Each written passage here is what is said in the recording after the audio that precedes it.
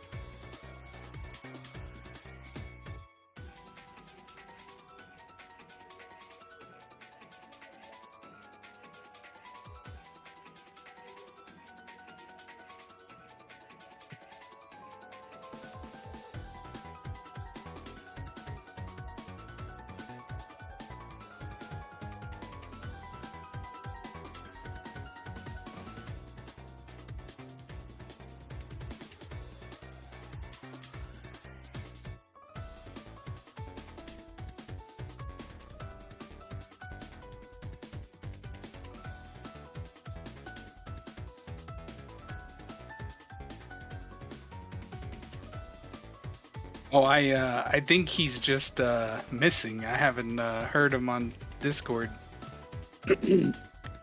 Consider this an update for everybody in the chat here. That you can hear me, but I can hear him. All right, well, I'm just gonna say it. We got some cool picks here in the band phase. While we wait for Saikeen to return. I mean, we got 1-2 punch, so we see the Juno and X band. That's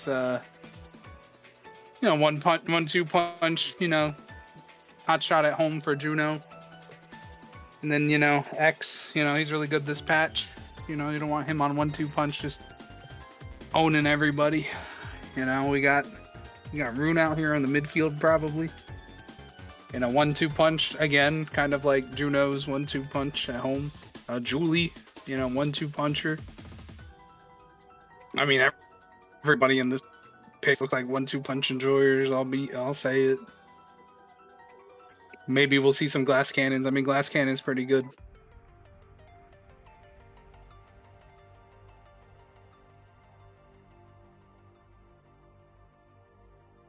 It's a damage start no matter which way you cut it. Probably a lot of red core this game. That's what I'm predicting.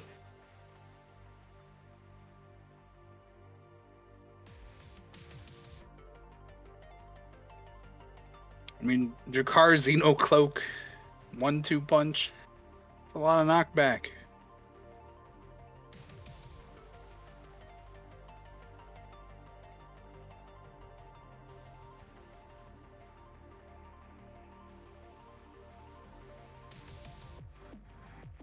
Kazan overtime. Hook strike. It's gonna go insane, I think.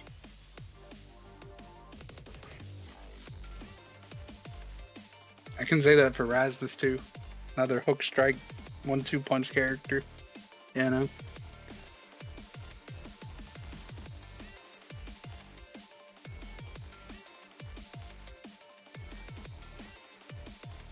really miss Saikeen. Anyways, Cal's goalie's Victory Bacon. We got Victory Bacon, Mexicasuals, the goalie of Munch tonight.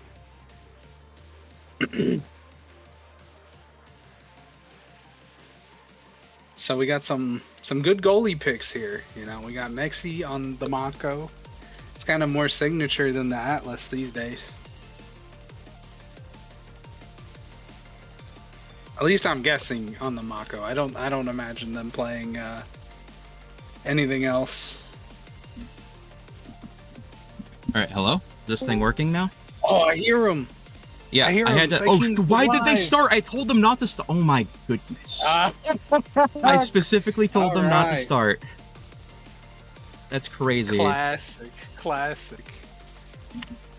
But that's fine. All Whatever. I mean, the only thing that you miss from them starting is there's not going to be any game audio. But I mean, it's okay. Players and reading comprehension in the Omega Strikers community, we all already know it. But yes, I am back after my fight with the microwave. It finally freed me, but we are now being taken to Night Markets, where we'll be seeing Munch on the blue side, Cows on the red side, and I'm sure you talked plenty about the draft, so we don't have to go over it too much. Yeah. Very good. All good. Let everybody know about all the 1-2 punchers we have in the team comps here. However, I could be completely wrong. This could just be 6 glass cannons, and then it's just, you know, whatever.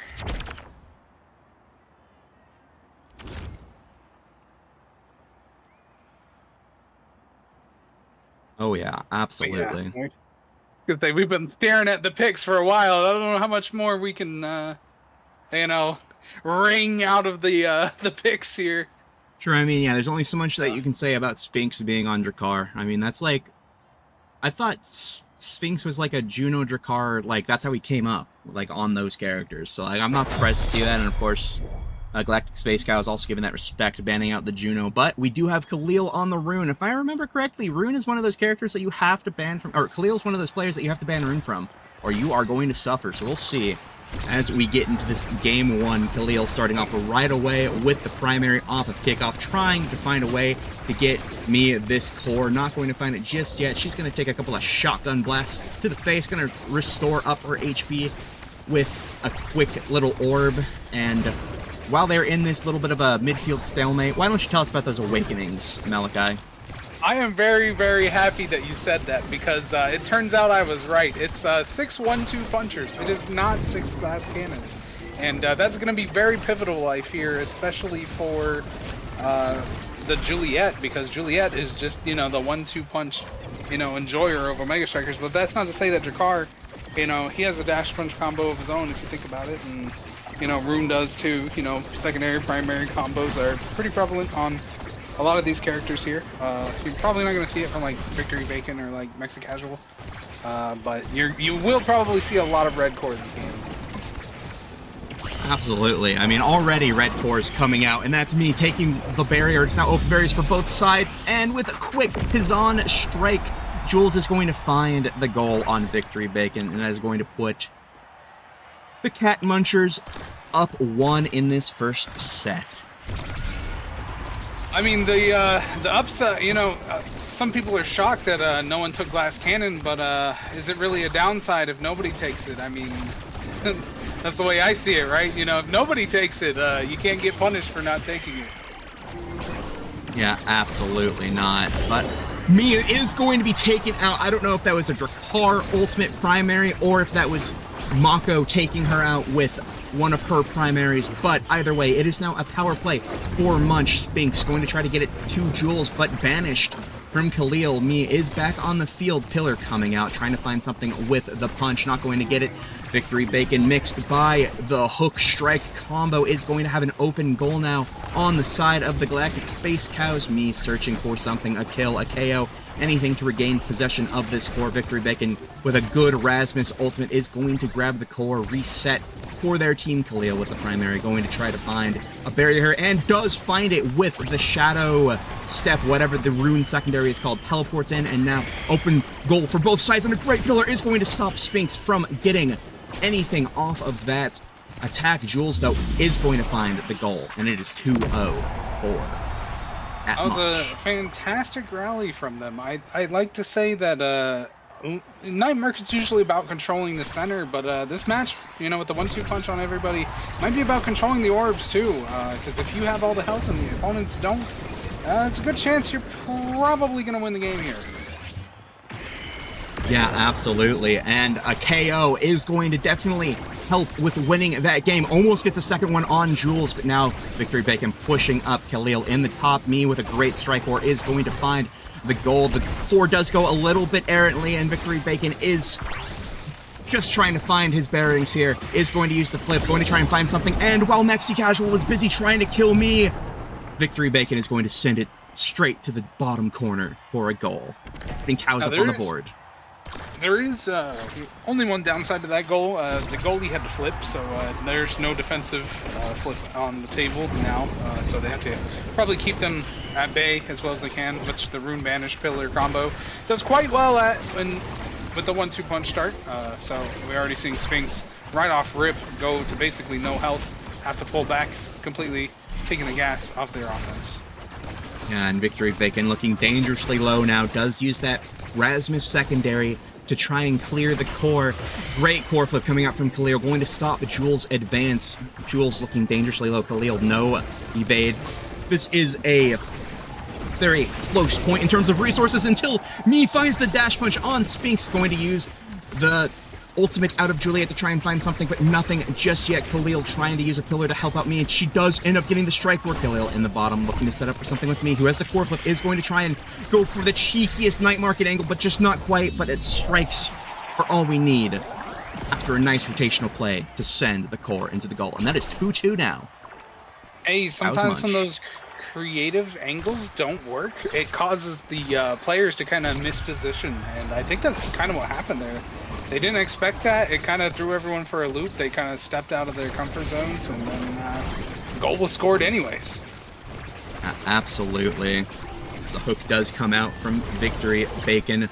No chaos to be found here as Khalil is put in jail now, resuming what was a minor power play where Khalil was put out of the game. Double pillar banish coming off onto Jules, and now he is being hunted by Me. The core still going, trying to find a way. Jules finds it. Red coring, getting that barrier. Me now with possession, trying to find a way to get this core. Great pillar is going to keep the defense for just a little bit longer, and unfortunate series of events. Jules is just going to be in the right place at the right time to secure this set for Munch. Great positioning coming out from Jules to secure that. Yeah, this set was looking really like a nail biter for Cap Munch, as they almost got reverse sweep this set, but Mexi held it down, and the team, despite being staggered a lot, notably because Kazan has very low stagger in this game, pulled through. They didn't get KO'd. They played very smart with their corner defense, and now they're getting awarded in the draft, I feel. Yeah, absolutely. I'm excited to see how many more times somebody can be put in jail by this Mako. But if I'm Munch, I'd be a little worried about that hot shot falling to Room. But I guess there wasn't really much you could do about that. It was Mexi versus the Worlds. Now, actually, yeah. I feel like despite taking the set, now that I look back at the draft, it looks like they actually got punished for their performance. A lot of their players were second picks, and they even got overlapped. But I mean, sometimes just being a set ahead is all it takes. It's not the end of the world. I mean, Rune did get hot shot. That is pretty fearsome. And let's hope they can just pull up the mental momentum that they need to win this game. Absolutely. Shotgun coming out from Sphinx. Going to try to find a way to cut it through the midfield. Me and Khalil trying to set up against Mexi Casual. Not going to find anything just yet. And Victory Bacon taken out. Not sure by what, but Jules and Sphinx have secured the goal, and Jules is going to tap it in. My goodness. Did you see what happened over there, Malachi? Yeah, Kazan just went to town. You would have thought that this was, old school Kazan, the way he just take out the goalie as a primary option there, and that can be done if you really want to. There's an old adage: if you can't score on the goalie, just remove the goalie. This is a great point, and we might see that many more times. But before then, we might see Me getting taken out, and yes, she's gone. Core flip and all, as now a power play. begins for Munch. They are going to be trying to find at least one barrier here with their advantage. Khalil with a vanish coming out, going to try and take out Jules, but not quite yet, though Me can hunt him down. Now the corner offense has begun, and Jules with another power play, taking out Khalil with the open primary from Kazan. Barrier for their troubles. They might get a second, and they might get the goal, but it appears this power play is going to time out now. Spinks waiting in the wings, not being utilized, and that is okay. Me now back on the field with Khalil, trying to find something. Almost a chance for barrier, not quite finding it, as we reach a bit of a stalemate here. You know, there's another words of wisdom I noticed earlier in this point is if you can't defend from the enemy forward, just remove the enemy forward. And that's what Mexi did a moment ago to get that power play going. But yeah, it seems like we just need to confirm this score. We have to take out Victory Bacon to do it, so be it. But we'll see if Jules can get the score without getting KO'd. Very hard on this patch when you're Kazan. Last week we saw Kazan basically not able to play the game for the entire game, and that was on the Seed 1 team's Kazan. So it's a very rough place to be in Omega Strikers if you're a Kazan player. Interesting dribble coming out from Jules. Open barriers on either side. Red core over time. It is just going to go around and around the world until Spinks can just find the right angle to bounce it into the goal, giving them this set lead in set 2. Now I will say, if you are the Kazan, the one thing you can feel good about is when you're constantly being attacked by everything, unless they use any of the abilities to confirm the kill, they are just using the abilities and putting them on cooldown, which during the chaos that you're creating by trying to get them to kill you but surviving, just leads to your team scoring goals that they weren't prepared for because they didn't have abilities. Yeah, and Night Market angle is going to be the end of Victory Bacon there as he takes his own barrier. Unfortunate execution. Me, though, does have the core flip in front of the barriers, is going to lose possession. Khalil, Victory Bacon, both running core flips of their own. Me is going to be beat up, though. Banish comes out. A little bit of a saving grace as Me just wants to get it out before she gets taken out. But Jules, in fact, is the one who's getting taken out by the Flame Flurry. Me trying to find some orbs, some HP. During this power play, Spinks is going to shoot out. The Molten Bolt is going to slow everybody down. Is trying to posture for a goal even, but Mexi unfortunately just is not able to catch the core fast enough. Was in the Mako secondary. It's going to lose his barrier now. It is open barriers for either side. A chance has opened up and closed just as quickly as it opened for Cows as they get scored on 3-0 in set 2. Munch taking the set. Yeah, this is a lot of that red core stuff I was talking about. Like, Kazan can so easily red core with the 1-2 punch, and you know, even without power, it's just something that as a goalie you have to be prepared for. And like, yeah, Rune can easily do it with 1-2 punch hot shot, but like Rune requires to do certain setups, and I've been seeing a lot of Rune combos on the Kazan, but they're not killing the Kazan. And then Rune has no abilities to utilize the 1-2 punch hot shot, so it's just kind of it depends on the players, you know, what they want to do with their awakenings. A lot of the time, Drakkar getting missile prop here is very, very, very scary for this defense, especially because Rasmus doesn't have like a catch-all creation like, let's say, an Atlas or a Dubu, so it's quite easy to just, you know, catch him off guard without a strike or an ability. We're going to see another, oh no, not another combo, but we're going to see them try to make this push. Yeah, it's one barrier is taken for the side of Munch. One does go down, two go down. The Juliet ultimate is enough to get that last barrier. Victory Bacon getting involved, using the Rasmus primary, walking dangerously close to the open primary of the Zon, is going to have to use the hook to fix a botched strike war in front of the barrier, but it is still 1 barrier to none. Open goal on the side of Munch as they try and fight their way back in this point. Now, we're seeing a lot of resources being burned here. 2 cliffs are down for both teams, and you know, something I was noticing is like just absolute patience from Cat Munch enjoyers.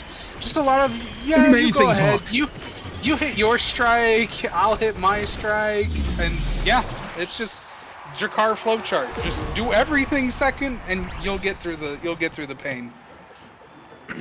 Now, unfortunately, Just one too many hitboxes coming out from Sphinx there. Too much for Mr. Victory Bacon to handle. But there are still sets and points left in this game if the Galactic Space Cows are able to find the goals. As now Mia is taken dangerously low, does have the core flip, building it up, uses a dash to try to get the orb, secures it, and now is in, once again, range to try and take a barrier as the forward of Jules goes down. Khalil and Victory Bacon teaming up on this Kazan bully.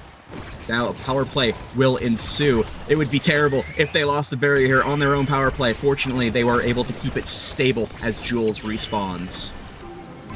Yeah, now one thing that's important is now that they're actually taking out Kazan, that can give them the momentum that they need. But they really didn't get a lot of barriers on that play, and that's a hefty loss in my opinion. You used all the abilities to take them out, but then you didn't get the barriers. But now they got the barriers, and that's going to make a difference, I believe. Yeah, absolutely. Goals open for the side of Munch. This could be the opening that the Galactic Space Cows need. Khalil with a great primary, sending it back to me, trying to keep possession. Mexicasual, great primary from the Mako, sending it back to Jules. Victory Bacon just winning these strike wars against Jules, winning these interactions, does have the core flip if anything does go wrong. Me trying to posture, trying to find something. Khalil with a pillar, gets it up to me, who is in the face of Mexicasual and Sphinx. Double goalie, be damned, as now a great pillar from Khalil saves a potential mistake. And now it is still anyone's goal to be taken. Khalil with these pillars, you're insane, Khalil. Core flip does come out, not the most insane core flip I've ever seen, and Jules with a great strike where against Victory Bacon is going to secure this point, and now it is potentially game 1 point for Munch. I mean, I'm hearing it. I'm hearing nothing but the red core sound effect right now, and that is exactly, what makes Omega Strikers a very exciting game, if not a little frustrating, with just how well you have to react to the core sometimes. It just seems like sometimes even planned things suddenly become kind of ad-lib, if you will. And in Omega Strikers, when the core is constantly red, sometimes you just get there, and that's also the opposite. Sometimes a great play can become a terrible play just because you were inches off in a red cord, but that's the kind of plays that you need to save it. Beautiful. What's an amazing sacrifice that even comes up with another barrier. If they play this patient and smart, they can negate this power play and come out on top.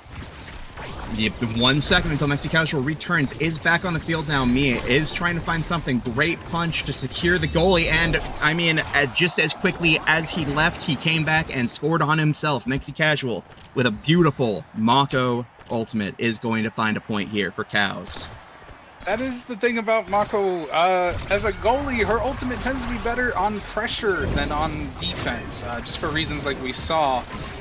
While not terrible on defense, it can sometimes feel like a Finny ult, if you know what I mean. I know what you mean. As Jules is taken dangerously low, pillar coming out from Khalil, trying to hunt down this Kazan, misses both of them. And Sphinx is going to gun down Mie. She is gone. Mai is... But Khalil, in from the top rope, comes out with a beautiful pillar, is going to sneak it through the legs of Sphinx and Mexicasual. And that is an open goal off of a power play. Mie responds, does manage to strike the core just in time, and Jules taken out by Victory Bacon. It is now... this is the power play that the Galactic Space Cows have been looking for, as Jules does respawn now. Sphinx dangerously low, no core flip, no evade, does get a barrier though, with a little bit of a shotgun, and is taken out immediately. Core flip from Victory Bacon burned. Khalil with the core flip in the top corner, straight through Jules, is going to find it. Nice try, and this is how Cows gets back in the game. Sometimes they say Omega Strikers doesn't really have taunts like in other games, but I think what we saw at that point was Galactic Space Cows, Khalil, he was using his taunt effect to get everybody to come after him, and that kind of resulted in some barriers lost and some points scored, in my opinion. Yeah, and I mean, that taunt is going to be in full effect now, as he is with no HP and no evade, but Jules also living in a similar fate, but it is now open barrier for the side of the Cows. This could be what Munch are looking for to close out this game. Ultimate coming out from the Juliet does take out Jules, and now it is Sphinx and Mexicasual versus these hungry Galactic Space Scouts who want this barrier, who want to keep in this game. Barrier goes down, open goals on either side. Jules is back on the field. Me, no evade, losing some HP. The cooldowns are being burnt to keep this core alive. Khalil back with possession, gets it off of the strike shot, puts down the pillar. Me gets possession for a second, but Sphinx almost building that flip. They're going to need to end this now, and Mexi Casual lets them keep playing the game. Yeah, I mean, that could be just the, I'm feeling bad for you. I'll miss this, and, I won't core flip angle for fun, but I don't think that's what happened. I think, Mako, here's the thing some people don't know about Mako abilities. Sometimes when you use them and you let them go, there's still a wait period till when you can flip, and honestly, that's probably what happened there. I don't think Mexi just kind of let it slip by. But yeah, that's rough. That's a hard place to be, especially on match point. But half of Omega Strikers, it's kind of patience, and the other half is your mental. And if you lose one of them, you probably lose the other. So we're just gonna see if they can continue their momentum that they had previously, or you reverse sweep. We'll see. Yeah, execution errors be damned. Munch are looking strong, and Cows are going to have to fight their way back to stay in this game. Now, corner offense is being pressured. Jules trying to find something with the help of Sphinx, not going to find it just yet. Me using the Juliet ultimate, not going to find it, but Khalil in the wings is going to secure that barrier. And now Victory Bacon and Khalil with a great rotation are going to find this core back. Great hook coming out from Victory Bacon. Unfortunately, Khalil pillar unfortunately did not catch the core. That one did though, and the defense stays strong from the side of the Galactic Space Pals. Barrier is up. Me with a great dodge of the strike shot is going to keep possession for just a little bit longer. Not just yet, and is going to find the strike off of... I'm not exactly sure how it found its way into that position, but the strike war against Sphinx. I watched the replay on the side. Well played from me.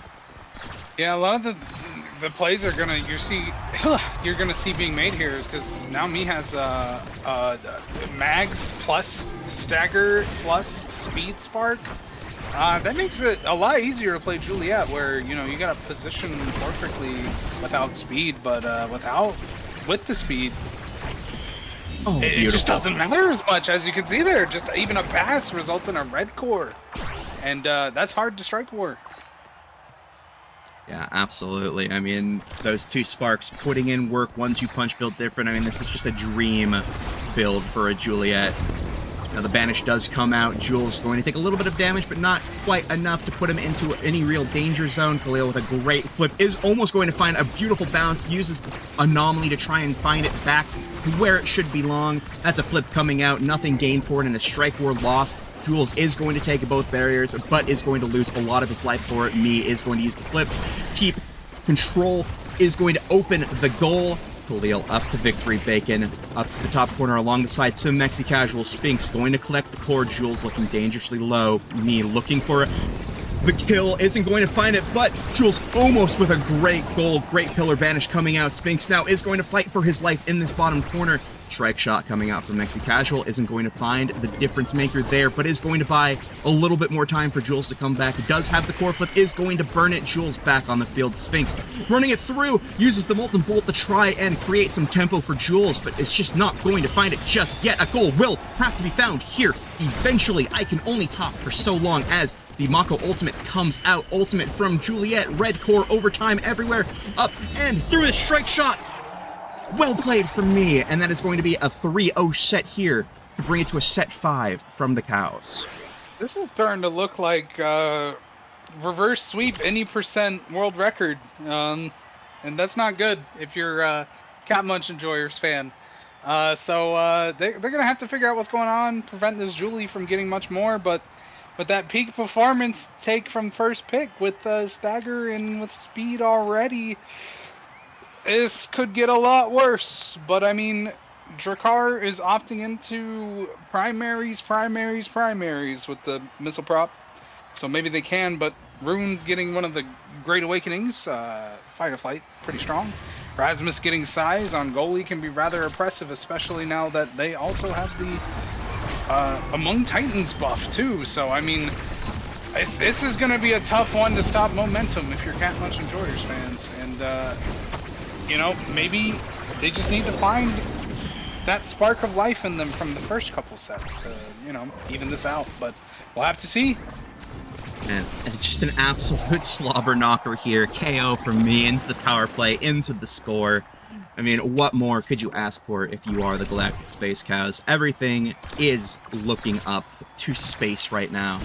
Me has just a generational build from the Juliet and Khalil. You already know.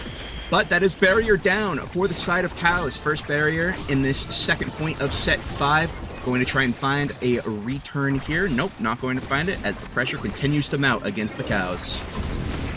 Yeah, the Cows are just... I think they're doing a little more than chewing cud. I think they're chewing the enemy team, and that's not really where you want to be. If you're, again, the Cat Munch Enjoyers, who do a bit of munching themselves, but not in the way that they really want to this game anymore. Yeah, and I mean, Victory Bacon getting a little lost on the plot there, trying to take out Jules, does almost save it miraculously while Sphinx is waiting. Pillar coming out from Khalil is not going to get in the way, fortunately. Looked like it might. Is going to dribble it out with the Rasmus secondary. Now a little bit of a reset. Banish does come out. That is the goalie and the midfielder for Munch being banished to no avail. The barrier still stands for the side of Munch. Me getting dangerously close to the edge, trying to hunt for something, and Jules with a perfectly placed strike after Sphinx's shotgun is going to find the goal and even out the score here in set 5. Yeah, that looked like some real forwards who know each other, play well into each other right there. That was a good idea from Jules to do the slam, push back the core, get another setup, and just reset the enemy strikes to just kind of make that play happen, brute force it. It's hard to do anything when all you have left is strike, and Kazan still got 10 million abilities, and Drakkar can just snipe, shotgun you from the middle of the field, so that was a defense hard one. But as a defense hard fought against, Me is going to secure both barriers with a little bit of help from Khalil, but that Flaming Flurry, Phoenix Flow, whatever Juliet's ultimate is called, does secure the last one off of Mexicasual's flip. And now it is a KO on Sphinx, going to try and find it. Mexicasual, great strike, is going to send it out. Victory Bacon with possession, going to try and find it. Does go down to where Khalil was. Back up to Khalil. Now this top corner is open. Me with a great punch idea. Manages to send it in off of Khalil's strike. And now, this is Cows at set and game point.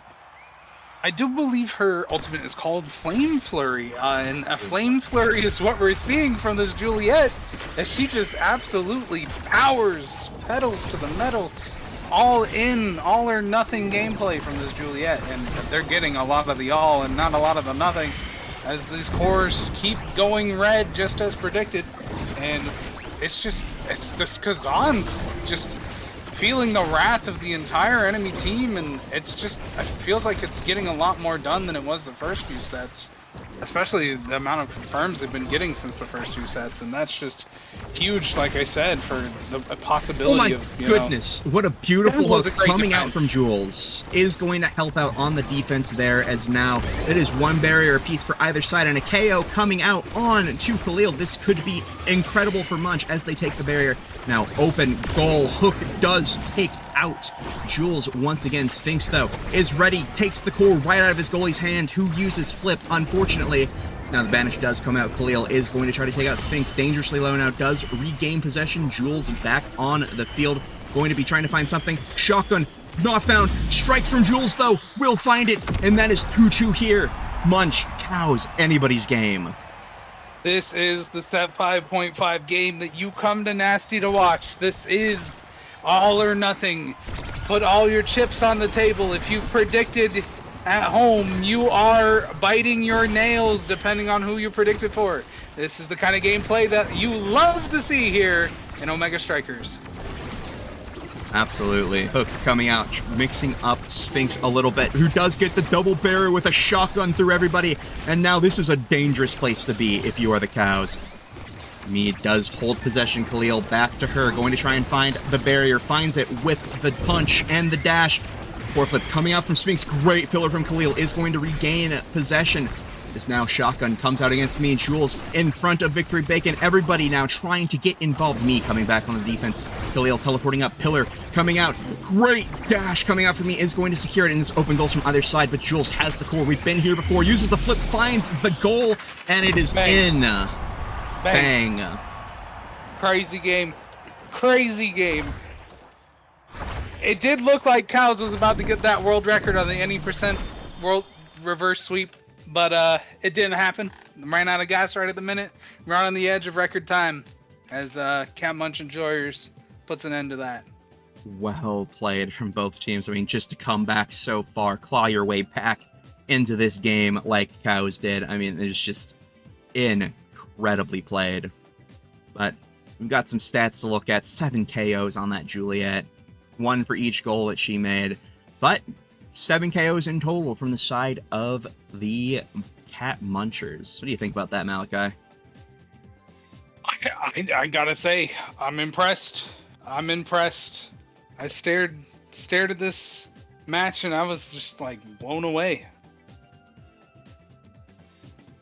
Absolutely. Great talk. Yeah, no, this was such a fun match to watch, to be a part of. And I am sure the next game, I believe we're going to Atlas Lab, is going to be just as, jam-packed full of KOs and explosive dynamic plays. Oh, absolutely. Knowing these two teams, we're going to see a lot. We're going to see a lot. Yeah, absolutely. So now we wait to find out what size these teams want, where they're gonna go, what server we're gonna play on. It's a whole thing here, there, and everywhere. Who knows? We might be taking a little bit of a trip to Denver.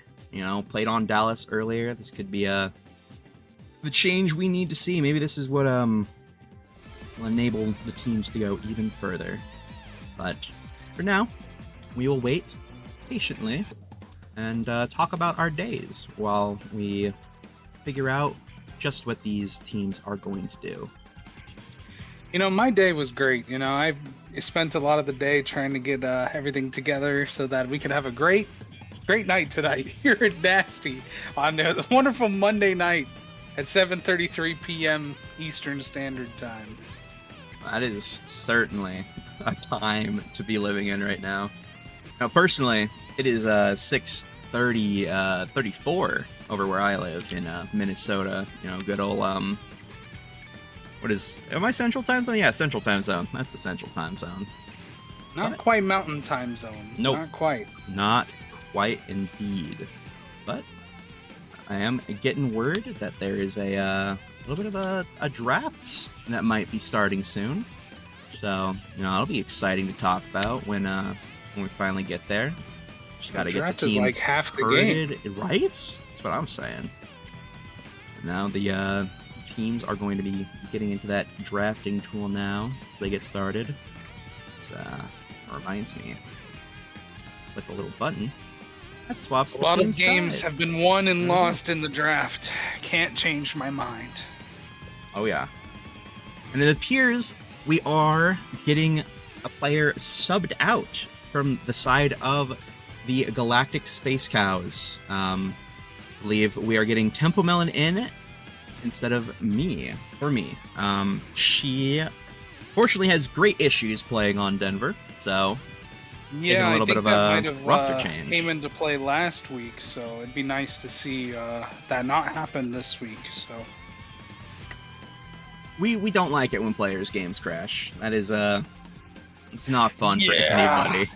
definitely adds time for everyone involved, from production to casters to players, and it's really not what anybody wants, and especially the player playing the game, because that's just a momentum drop for them. The mindset's completely ruined sometimes by that mental reset of having to reload a game and going, man, I sure hope they're not scoring on me while I reset my game. Yep, absolutely. I mean, especially with the 5-minute timer, if the teams don't end up handshaking. And I mean, some leagues will force you to play after the 5 minutes, and there might be consequences if you don't. So. Yeah, it's just like one of those things where you just have to yell, "Start the clock," and then put the 5 minutes on. And but enough it of is that. what it is. Billy, like, behind the scenes rule booking, pocket watching talk. You know, Goodness. we've Yeah. got a striker draft to get into, as you can see now. Zon being banned out from the Galactic Space Cows, and then a Munch banning out the X. This is looking very similar to the previous draft, except, you know, swap out that Juno and Kazan for the bans and picks. But as you can see, it would appear that we are I don't getting think a they wanted Juno to play game. against that Jules Kazan again. Despite them beating him up, he was getting a lot done. He certainly was. That also just leaves open the Juno for Sphinx, and listen, this guy, he's pretty good on the Juno. Alright, I don't know if you've heard how many games he's got on that character, but I know it's have, a lot. you have every right to be scared of that character and to ban it. But it does look like, instead of Rune, we are going to be seeing a Now coming out from Khalil, and I believe that's going to be Tempo Melon on the Asher. It's going to be a Rasmus. Yeah, there it is. There's the Rasmus. Do I have these flipped around? What's these comps seem different than I would expect, but I guess that's gonna be a Mexi casual Rasmus goalie, perhaps. Nah, trust. It's the Mexicasual Julie goalie. Yeah. No, I don't know. I don't know what this is actually. Cows wanted blue for this game, and this I'm seeing. I mean, I'm interested to see where these picks land for sure. I do think it's but probably the Rasmus. I think I've seen Mexi. I've played against Mexi's Rasmus. You know, it can be done. it can be done. I don't know about in nasty, but it can be done. I believe it. Hey, I believe anything can be done in nasty. Hey, is Patat doing a Mexi impression or is Mexi doing a Patat impression? That's the question. Well, I'm pretty sure Patak started playing earlier, so I think that is that's all that needs to be said about that one. Yeah, I think you're right. I think that kind of solidifies the argument. Yeah, not much talking points to be had there, but there is a talking point on if this is the Rasmus goalie. Built different and pauldrons can be really annoying to get around when you're an Asher. So. That's something that we'll have to see if it actually makes a difference here. I mean, if you're confident enough to pick it in a tournament, then I think you probably know what you're doing. So yeah, absolutely. And as Potat was mentioned, the legend of the Rasmus goalie, one of the best I've ever seen do it personally. But besides that, I mean, we're also going to be seeing another Mako in this game. But of course, Mako, you cannot have the goalie position without the Mako character. So this looks like just the Asher gets to run around and have fun comp, right? Because you've got Mako, you've got Now. So and this Asher's just going to run around and be a menace. That's what we know Temple Melon for being a menace.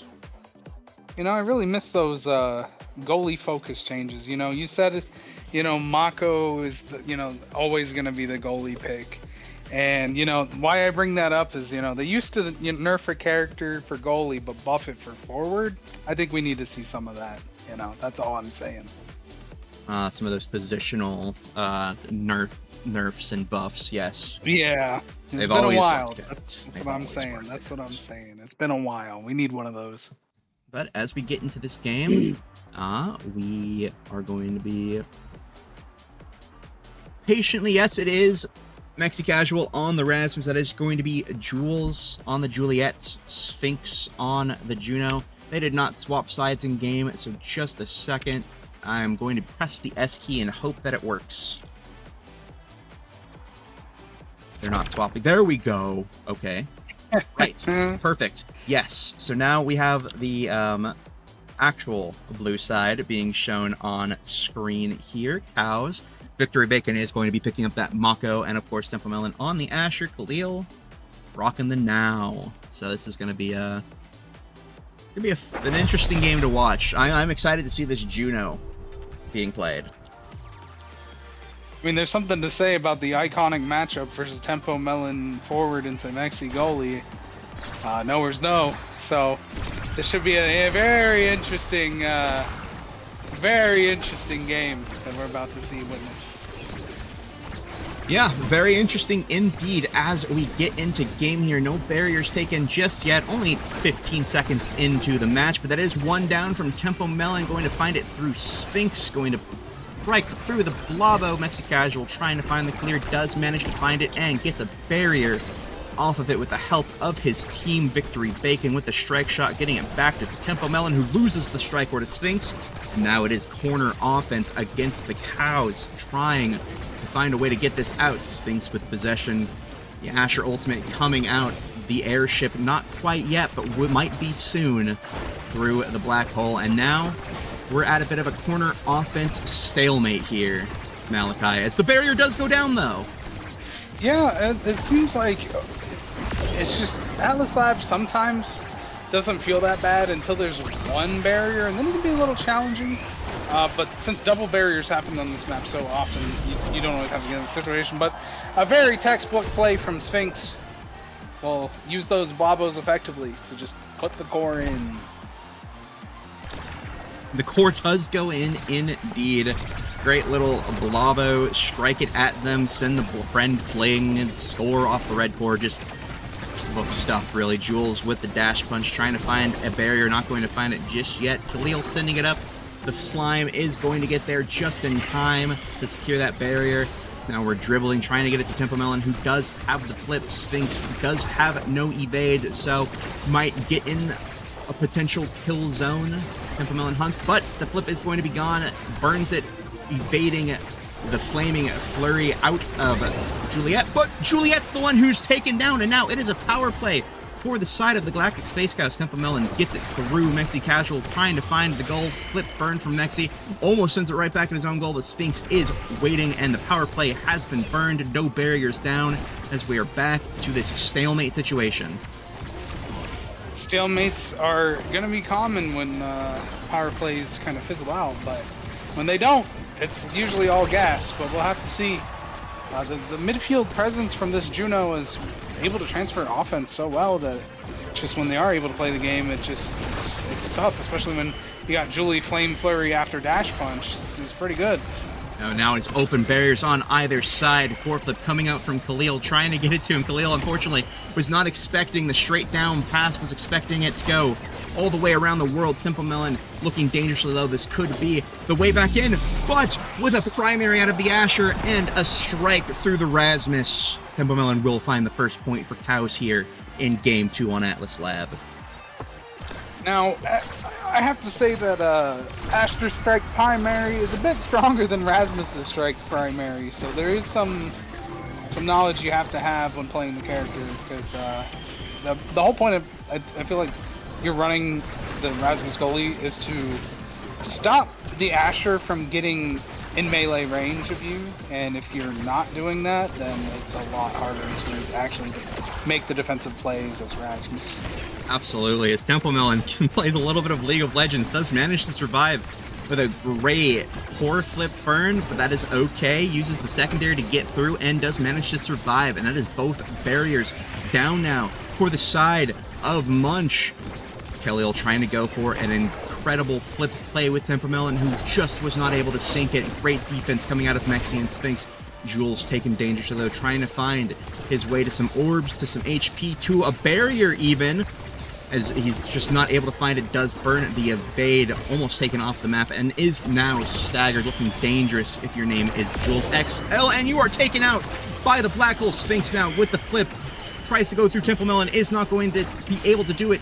Straight to the now. Dorito is not going to find anything for it, but some time bought with the core not on Tempo Melon as Jules is respawned. Mexi does have the flip. This could be what Munch is looking for. Unfortunately, that was not what they were looking for. Yeah, that was it was the right play, but just mistimed. The spin normally catches that there. But it's just, the thought was right, the execution was wrong. And there's nothing wrong with that. You can't really make 100% of every play you make, even if it's the right play. So it is what it is. And, that's just something that, like I said, half of Omega Strikers is the mental game. As long as you don't let that point get to you, you can win the game. So it's all that matters, is just sticking together, remembering your fundamentals, and mixing it up every once in a while to catch him off guard. And that's all I gotta do. Absolutely, and I mean, I'm gonna need that mental game if I'm Jules, and what Tempo Melon just did to me happened, and it did happen, and it was hard to watch. But now Jules is respawn, no evade, does take out the little center, dodges the Mako primary as the rest of his team tries to find a way to get the core to him. But Tempo Melon is going to be successful in burning that core flip to find the barrier. Khalil with a core flip of their own, but Jules, great positioning, is going to get the core through both Khalil and Victory Bacon to the barrier, and now it is an open barrier on either side. Open goal. Sphinx straight into his own Blobbo, straight into the instant recast, straight into the goal of Cows, and now we are sitting at a 2-2 on set 1 once again. You know, there's something to think about. You know, if Juno can't get Hot Shot or 1-2 Punch this game, Juno did Spark Start. You can get Spark of Power, depending on how much power or plus whatever other awakening you get. Juno can do a lot of red cores. You won't get the cooldown or the knockback from like 1-2 Punch, but you will get red cores. And you know, it's just the way this draft is looking. If they win the set, Juno's first pick, and that's kind of huge no matter what. Spark Deny, the Spark Fake, the 1-2 Punch or Hot Shot. And Sphinx takes the last and they won goal. the set. As I was yapping about it, so there it is. Sphinx did start with that spark, and Sphinx will be on top of the draft. This could be very, very... I'm never punished, I mean, never lucky. Punished, never ever punished as any Juno player ever. So, I think, you know, last game we saw a lot of red cores. I think we're seeing a lot of them this game too. This is a hard But if place Mexican to Casual be. gets this Might of the Colossus, which he does, we're gonna see a real game here from Cat Munch Enjoyers, I believe. If I was the Mako, I would have denied that Might of the Colossus. That is gonna mess up this game for them, I think. My We opinion. will see as we get out of this draft. I mean, yeah, it looks convincing for the side of Munch. So we'll have to see how this plays out if the Cows are able to navigate all of this new both kill pressure, clear pressure, just so much to deal with out of that draft. Jules getting the adrenaline rush is going to go insane. But might not matter when both of your barriers go down within the first 20 seconds. Nice plays coming out of Cows as one barrier does go down. On the side of Cows, Tempo Melon looking dangerously low. Might try to find the orb there. And a great Blobbo buddy coming out from Sphinx is going to secure an open goal. But that is a power play now. Tempo Melon in front of the net with the core flip is going to botch the attempt, but is going to have another one with Khalil gaining. Almost got their core flip. Sphinx with Slime is going to be core flipped through from... Wow, Ooh, what a that pass splitter. ultimate from Tempo Melon. Insane pass splitter. The way it caught it, it almost looked like the pass splitter sucked it in and pushed it into the corner. I don't think that's exactly how that works, and it's not, but that's what it looked like on my screen. So, I mean, I don't know if that's latency. Oh, and a quick double barriers. Not what you want to see after a goal like that. Yep, and Sphinx does have the Blobbo, not quite long enough though, as it times out. Does have the core flip, is going to burn it, going straight down, and does find it. I guess not straight down, it was a little bit in the center, but yeah, that was like just the most open area to score on. Well found from Sphinx, but it's not going to have any evade here on this next point, along with Jules, who's also looking kind of weak in the staggered department, or the evade department, but so is Tempo Melon, as she does not evade the Julie dash punch. That gives this Juliet an adrenaline rush proc. Mixie Casual with a great hook is going to bring the core back to his team's possession. Jules posturing for an attack on this last barrier, not going to find it as Tempo Melon is back on the board. It's going to find a barrier, might find two. Khalil in the wings, not going to find it just yet. Is one barrier for either side. You know, something I didn't even mention about that draft was Julie got the Julie awakening, if you will, of adrenaline rush.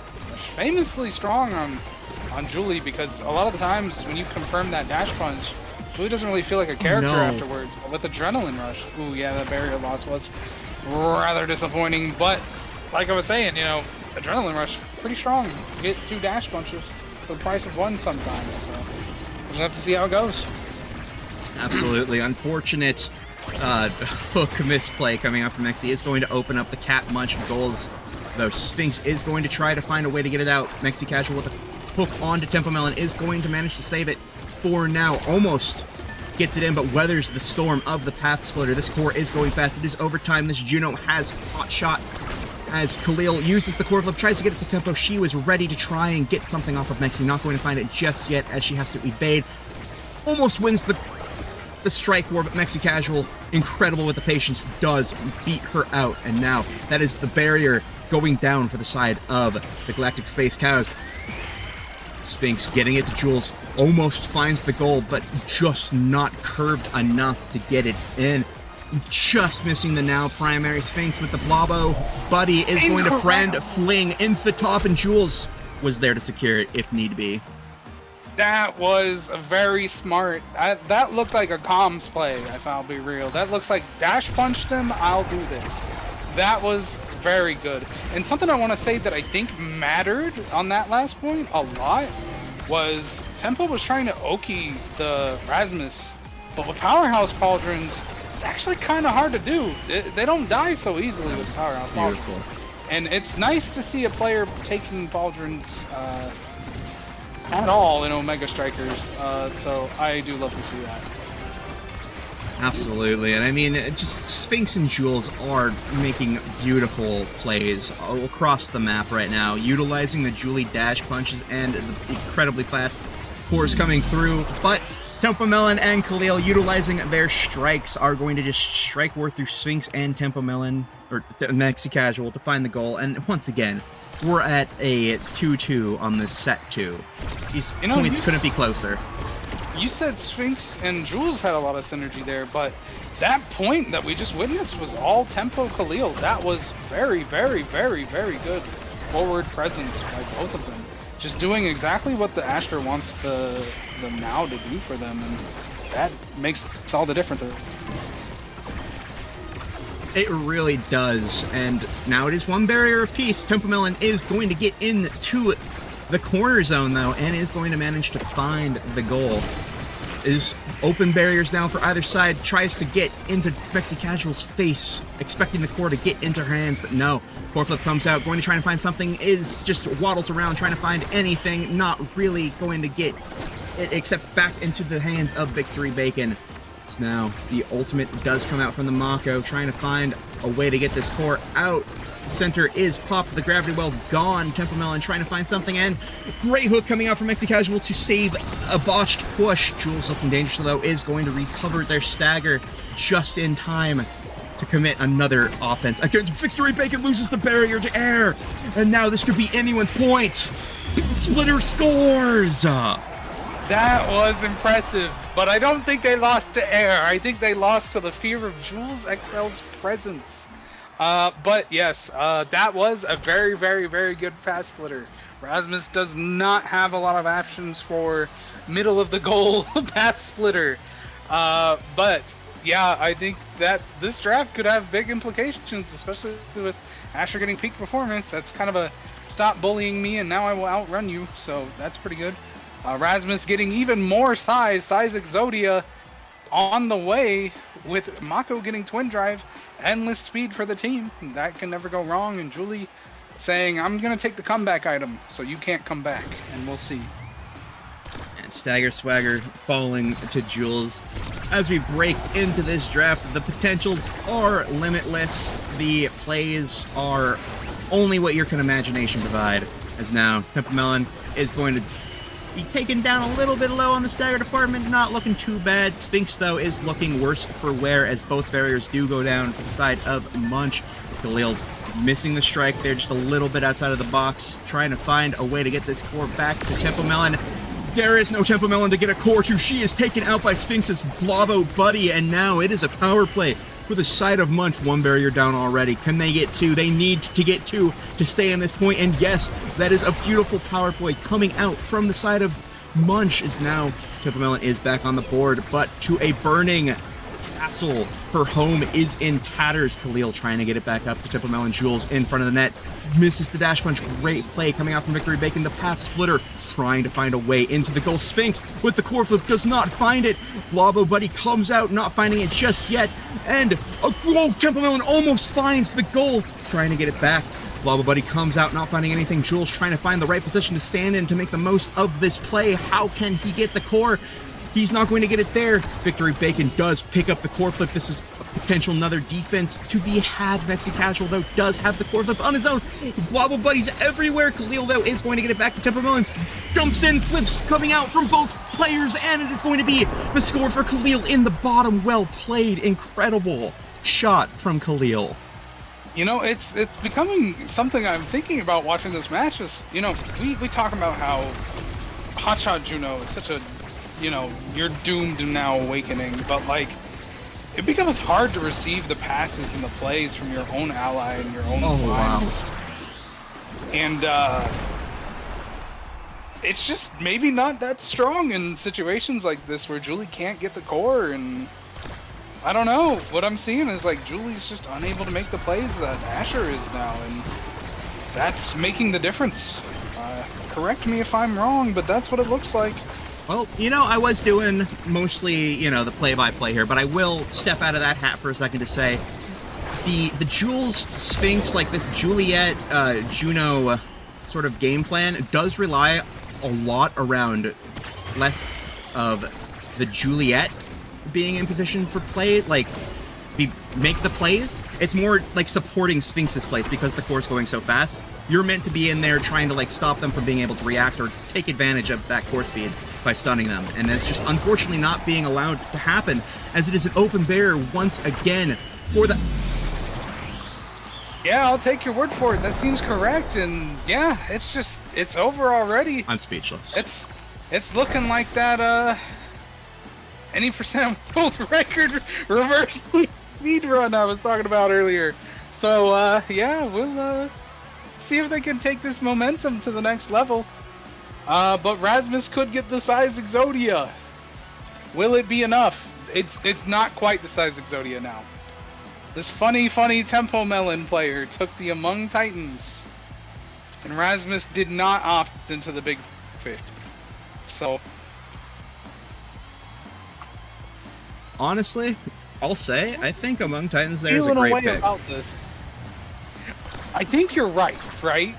They're so fast now, especially with that peak. But I'm just, you know, a tear down my eyes not seeing the size Exodia. But it is what it is. Absolutely. I mean, yeah, if Mexi Casual had gotten his hands on that Among Titans, it could have spelled disaster for the side of the Galactic Space Cows. It's now Jules trying to find this barrier, not going to find it just yet. Tempo Melon almost being taken out by that Blobbo Buddy. Mexi Casual going to hook Tempo Melon out of the way, but she's so tiny and so fast, she can just get back in there and strike where both of you, your midfielder, your goalie, she's coming for them all.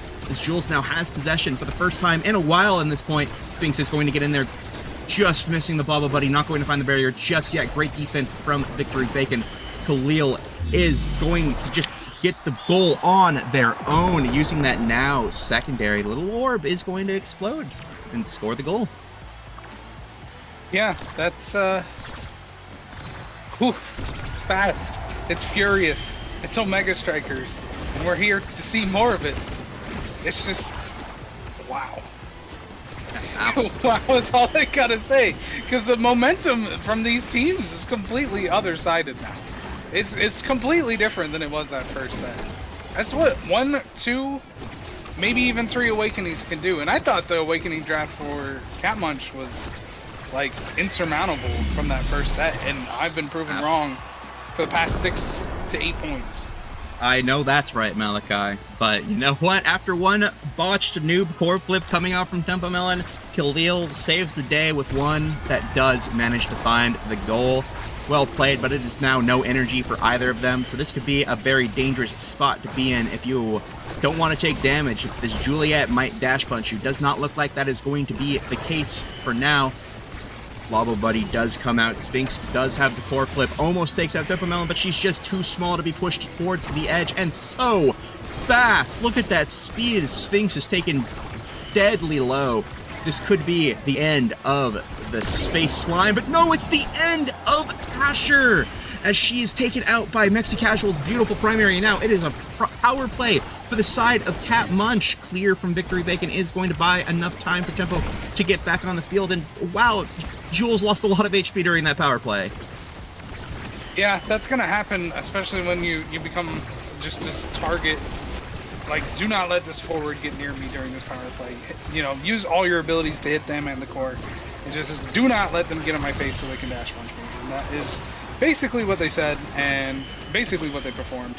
And now they just have to keep this offense off, now that they, once again, have even teams. And it's just crazy.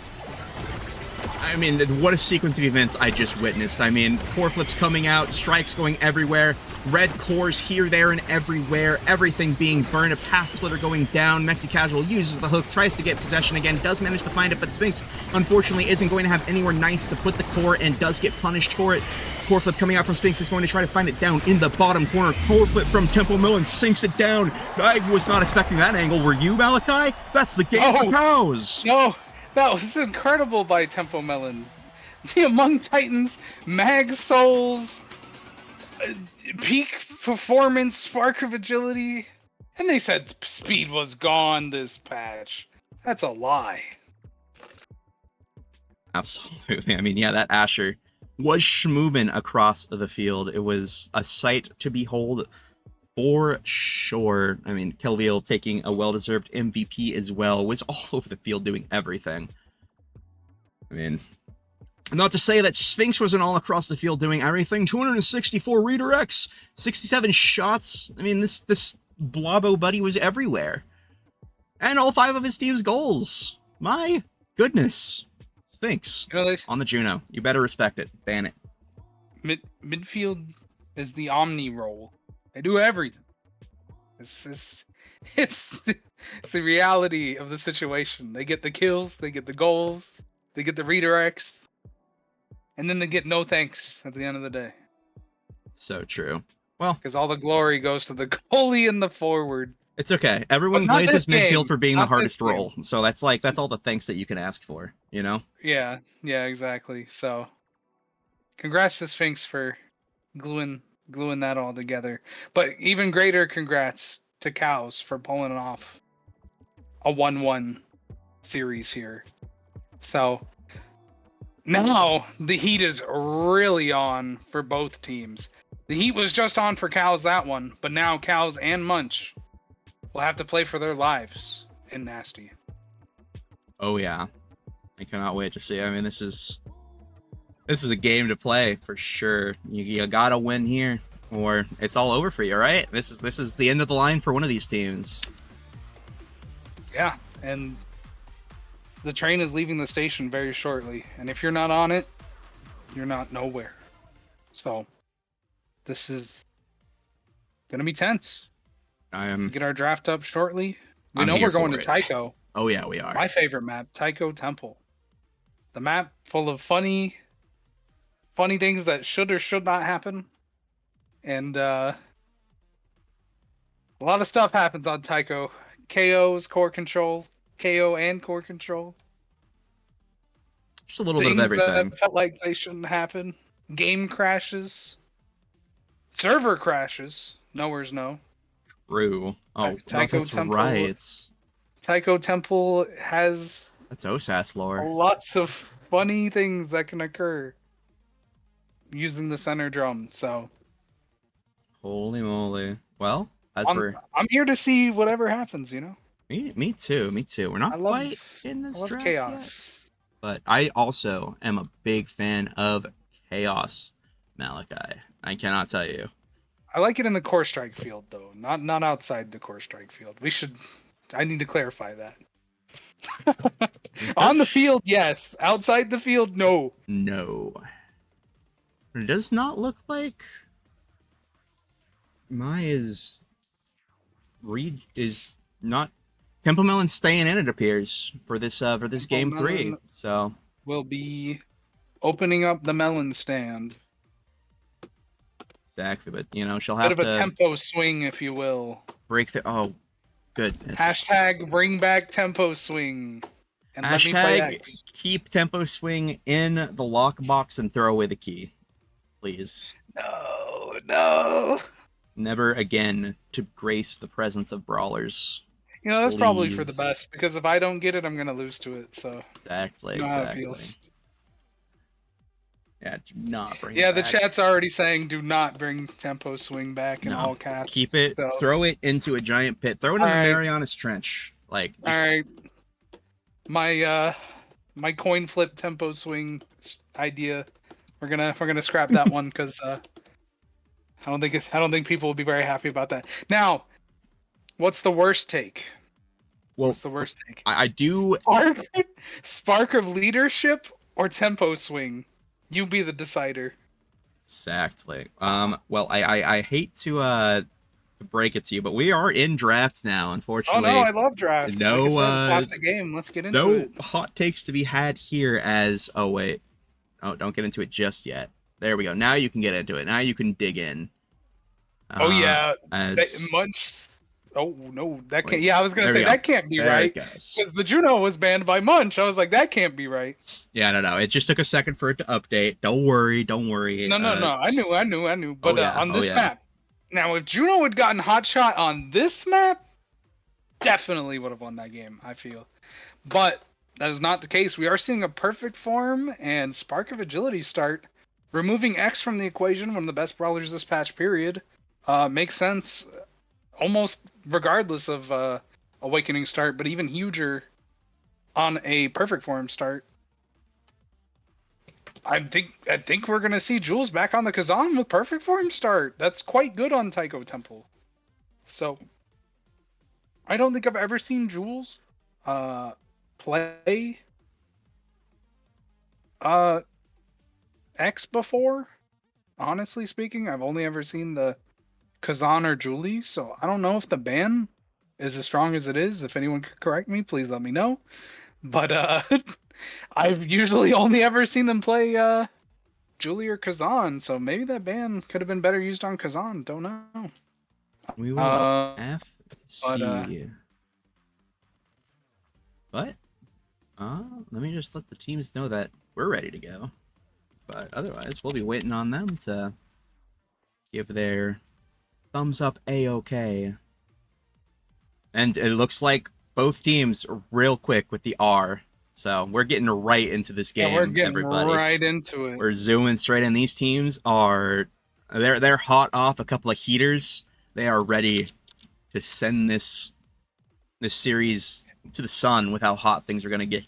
So as we get into character One thing I noticed. select here. Yeah? What do you notice, Malachi? Munch said,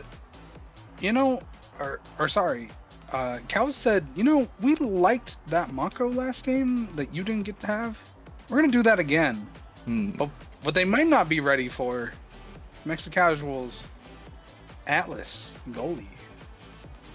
Character that he's known for a long time. On Taiko Temple, this character. No slouch.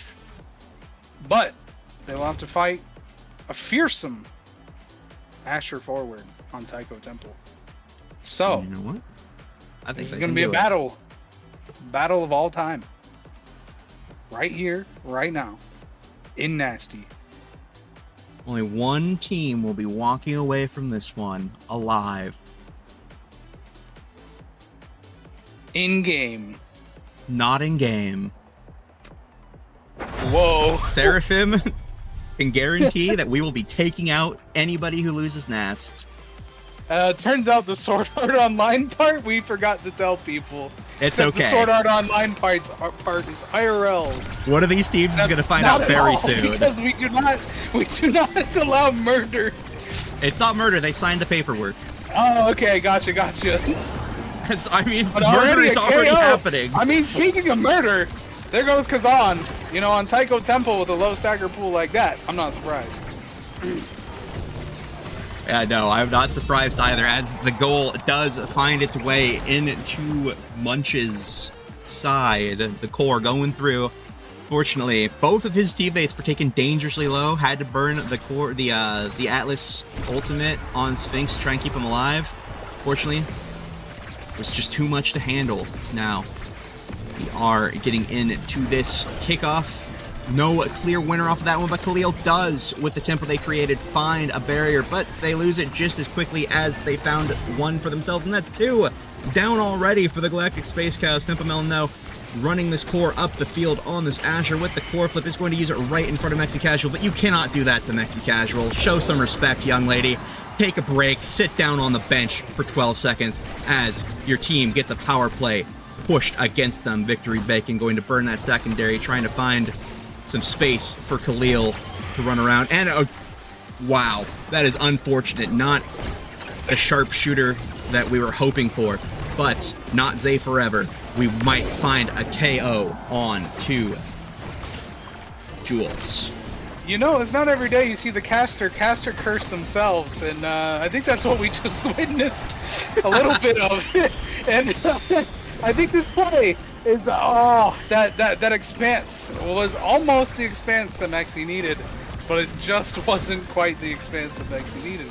Now, just like Atlas, Mako is a bit of an annoying character to score on, but not if you make insane drum bounces like that one. It looks like, based on that emote, Jules didn't even know that was going to happen. And that's this kind of chaos that we love from Taiko Temple. Yeah, that is the center drum giveth, the center drum taketh. So I'm excited to see which, by the end of this game, we'll be leaning towards, right? The giveth or the taketh. I guess it depends on what side you're on. But either way, Tempo Melon trying to find something, rubbing her face up against that center drum. It's a little bit of a thank you or please help me. But Jules being taken dangerously low is looking worse for wear. Tries to get some damage stacked on Khalil, but that is a now. You can't really do that. Tempo Melon deciding to save the flip, not trying to take out Jules. It is just going to primary him into the center drum, taken out as now. That is a power play for the side of the Galactic Space Cows. 3 core flips to Mexi Casuals, 1 that is burned. Trying to save the core by a little bit more time, and it's just not going to happen. And that guy's dead! The Tempo Melon special core flip, kill the goalie, then score. Yeah, Temple Melon known for a lot of creative core flip setups, whether it be on Rune or Asher. There's a lot you can do in Omega Strikers that don't involve hitting the core first with a core flip. And Tempo Melon is a very skilled player at pulling those off. And, I mean, I don't know if that has an official name, but that's the boys' angle of Taiko Temple if I've ever seen one. Yeah, and I believe with that, the Galactic Space Cows have been given the mandate of heaven for this point. This is not a point that you think you can win if you're Munch. The morale must be so low. As Tempo Melon takes the last barrier with the help of Khalil, Jules is back on the field. Sphinx does have this core flip ready to make something happen, ready to prove that they are not out of this just yet, as Tempo Melon almost gets control back, but Jules does manage to regain it momentarily as Tempo Melon runs up the field. Primary on to Sphinx, who does have that core flip. Great clear coming out from Mexi Casual, spread the sea right through both of the forwards. The Sphinx trying to find a way to navigate this. Very complicated. One mistake could spell your death, could spell the end of this set for your team. Gets the core to Jules, who loses it to Khalil, and now it is bouncing every which way. The Rose Thorns come out, not quite. Mexi Casual is going to defend it away from Tempo Melon for now, and Jules, in the face of Victory Bacon and Khalil, is going to find the barrier. Sphinx down to Jules. Going to try and find it through this now primary. Not going to find it just yet. Back to Victory Bacon. Strike shot up to Tempo Melon, but the Rose Warp is going to keep core control for the side of Munch, and they are not out of this yet. They really aren't. This point is going along a long time, and overtime on Taiko Temple is indeed chaotic, as it's just any Taiko drum can red core this thing, send it somewhere you didn't expect. Sometimes even send it the wrong way if you know about the Taiko bugs, but ouch, that. Over in seconds. Even after a massive defense like that, the one Sparker on the side of Cows is able to get a spark here. And that is unfortunately just sometimes how draft is. And usually when there's only one in the first pool, the math kind of spreads them out among the rest of the pools. So if you're going to lose sets, don't lose them now. You need to win these sets and deny that spark. You heard it here first, everybody. You can't lose sets. Don't lose sets. You don't want to lose them here. It's too important. You know, that's the most basic thing of Omega Strikers. Don't lose sets. People die if they are killed. If they are killed, if we get into yes, sir. Second the archer set, class though. is made out of archers. I can tell you, I know them all. Words of wisdom. Yeah, it's now Khalil Templemelon with this corner offense trying to find the last barrier. Not going to find it. Sphinx going to sit in the Atlas ultimate just for a little bit. The Celestial Intervention going to be healed up, but that is the second barrier going down. And now Templemelon going to walk that core right up the field into Mexi Casual's face. Asher Primary gets it done, as usual. Yeah, one thing I forgot to mention, that Among Titans, very big pick on this map. It's just Among Titans plus Mags. This is a recipe for success, especially when you have a forward who just absolutely benefits from sides in every way. And a great strike war from Sphinx there is going to save this barrier for just a little bit longer. Templemelon looking dangerously low is struck for their own goalie to regain possession. Brawlers get it done. Khalil now does get the core, dribbling it with Templemelon, does have the core flip if something does go wrong. Stacking damage onto the Sphinx. Great snipe from Victory Bacon to just take that guy out of this match. Now there's a power play for the side of the Galactic Space Cows. Khalil tries to find it in Mexi Casual with a great expanse. Is not going to get the barrier here. It's not going to lose his barrier. Has the core flip where things start to go poorly, but it does not look that way. Sphinx back on the board. Jules in just the right position at the right time. Was get a orb and core found its way to him. Not going to find anything for it just yet, but a lot of cooldowns do come out, and Khalil did burn their flip for that. So that's one flip off the board. Victory Bacon still has theirs. This is tough to defend. Like, you know, everybody's just talking about Mags these days. Oh. This is why. But Jules says, you know what? I don't even need Mags to score. I'm a Slicks enjoyer with a core control mindset, and that's all that matters if you want to win. Absolutely. I mean, I think I took bags on Kazan one time, and it was probably like the worst decision of my life. Never again. So I understand taking the slick kicks here, and it is paying off as the secondary does come out from Victory Bacon, who does manage to save it after all of that pressure. Mako getting it done. Khalil up to Templemelon is going to find it in the open space. Mexi Casual going to try to beat it back. Not going to have luck just yet, but does manage push off this corner offense just for a little bit longer. The expanse coming out, strike shot saves it at the last second. Sphinx, though, loses possession into Templemelon secondary. Ultimate comes out. Core flip comes out into the goal. Strike, jiggle. You got it done, Asher. Well done, Templemelon. That is 2-1 up the That Cows. is tough. With Atlas with no secondary there in the center goal and a core flip, it's just strike, guess, strike, and hope that it all works out. And it, unfortunately for Mexi Casual, did not work out. So it's what you have to do in these corner plays. We have all three people on deck, and it's typically not what you want to see. It's kind of hard to convert, but if you take out the enemy forward in that situation, it's worth it. But unfortunately, Templemelon still stands. Oh, what a defense! Speaking of iron walls, Mexi Casual, with the help of his team, does manage to beat back the offense. And a great flip is going to, once again, but only so many get out of jail free cards that you can utilize against this Templemelon character, is going to find a goal just by standing there menacingly. The bouncing was optimal to get away for the Space Cows to take this set. Yeah, one thing I've learned is if you're not playing Asher on this map, you're banning Asher on this map. And that's kind of what this is feeling like. Asher's pressure is well known for the past season and a half here. Well, I guess it's not even a half yet. Being just an absolute force on this map if you're not playing like X kill comp. So, seeing a lot of that. And we're seeing a repeat of last game too, in a way. The speed plus the peak performance. If they pick up the spark of, let's say Munch takes this set, then they have to deny Spark of Resilience, and that Awakening is kind of lame to have to deny. And it's not going to get your team that much momentum, but it'll get the Asher everything. So it's an uphill battle. That's all I'm saying. There's an uphill battle. Absolutely. There's just so many opportunities for this Asher to scale.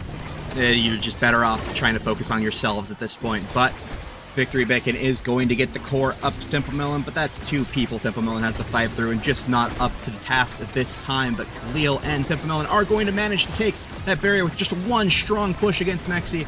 The Atlas just not suited for that situation. Now Sphinx in the corner with Temple Melon is going to try and find a way to break it through Asher, but you cannot break it through Asher, and Mexi Casual, the Atlas, getting taken off the map with that advance.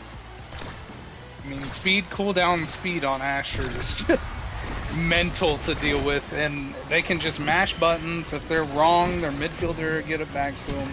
Mash buttons again, in the corner, at the right angle, and there's just not a lot of abilities in this game that can stop that. Yes, the Atlas can do it, but the rest of his team only has like 1 or 2 hit abilities, and that's tough for them to help them defend, especially against Path Splitter in the corners. But Sphinx's offense will be good enough to get it done.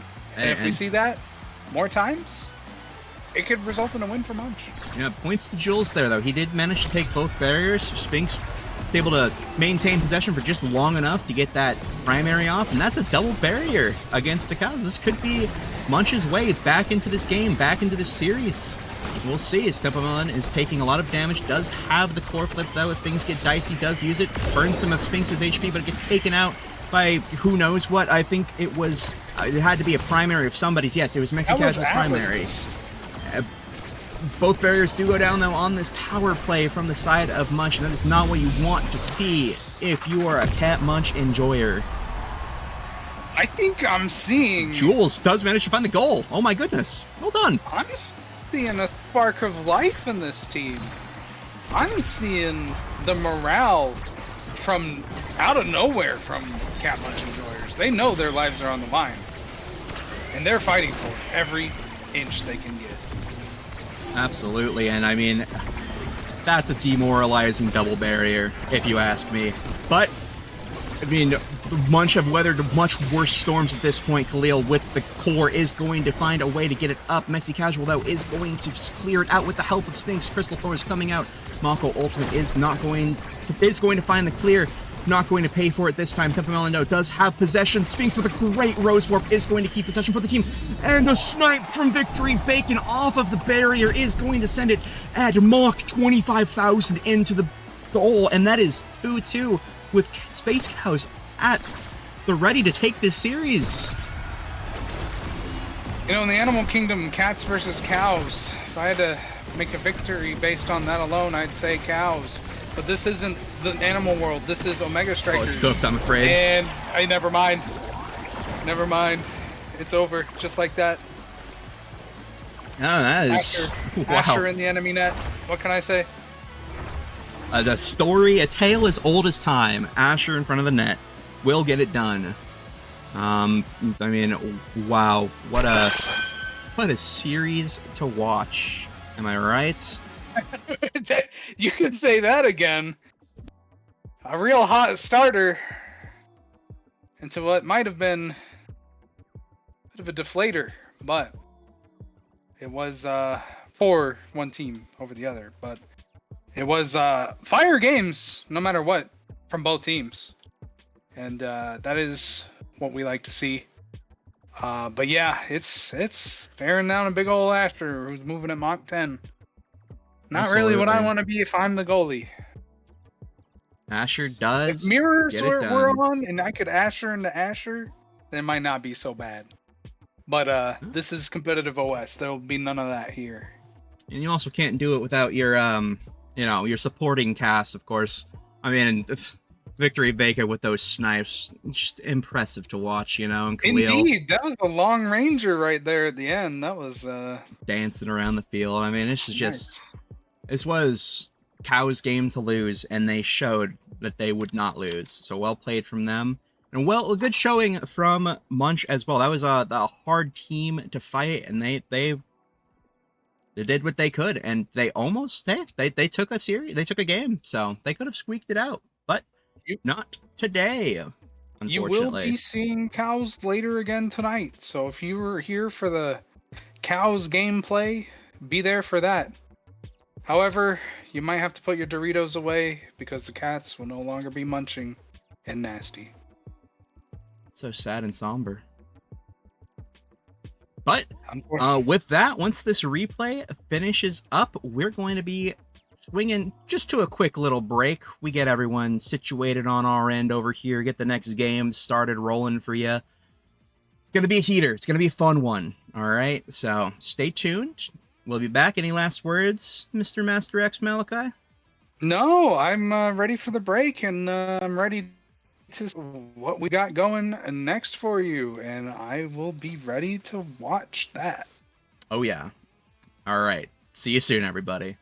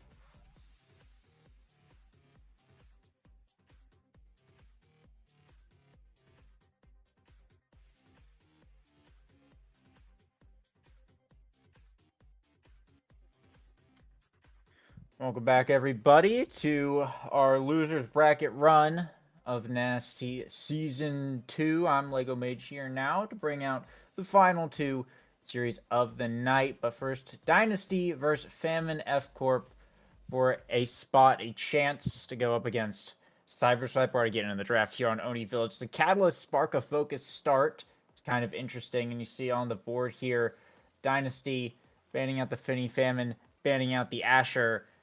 So far, we got a lot of Oni Village classics, Rasmus, Aimee, and Juliet, interestingly enough, versus Atlas, Estelle, and Kazan. What do you think about these comps? I think currently, I feel like Famine is favored just because Estelle is very good on this map. So is Aimee, don't get me wrong. But Estelle is very strong on this map. Kazan, paired with Kazan, very strong on this map. In terms of mobility and area of effect, where they can grasp is pretty good. Atlas locking it down on one barrier tends to be pretty good compared to the goalie options here from Dynasty on Oni Village. So core control is the name of the game on Oni Village, and I feel like from my first impressions, Red Team's comp does it better.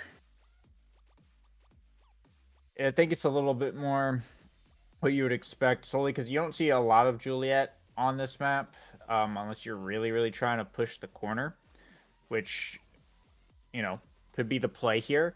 More than likely, Rasmus goalie and Aimee midfield. So we're playing a lot around that. Of course, we have the Kazan and the Estelle on the other side. I think the Rasmus is a pretty decent matchup into that, since the whole MO is to cut passes and stop interactions before they happen. And I think Rasmus is going to be a lot better at that as opposed to a melee goalie who can maybe hold on to one area for a very long time, but it's going to lose to a passing play. So that'll be certainly an interesting dynamic to keep an eye on. But we're looking, I think, primarily at this midfield matchup, this Estelle and this Aimee, and who's going to be able to actually procure the rock more consistently, who's going to be able to make the consistent clears on defense, as that is pretty much just the name of the game on Oni Village, like you said. And not starting with a dash waiting, but starting with big energy and, having the sparks on the board. This is going to be a fast-moving game for sure. A lot of core flips. A lot of core flips to look forward to. If Julie get some surprise kills, maybe they won't need the core control as bad.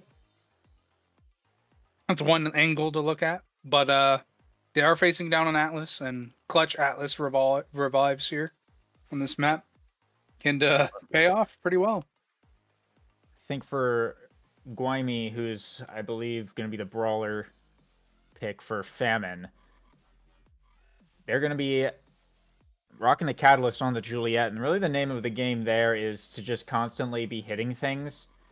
Kind of go at this Atlas whenever you're not able to procure the rock and just build up as much energy as physically possible, because you're gonna need it. You're gonna need a core flip to secure that final barrier more than likely. I don't see it being easy without significant midfield help to get past that final barrier against Asianate or Atlas.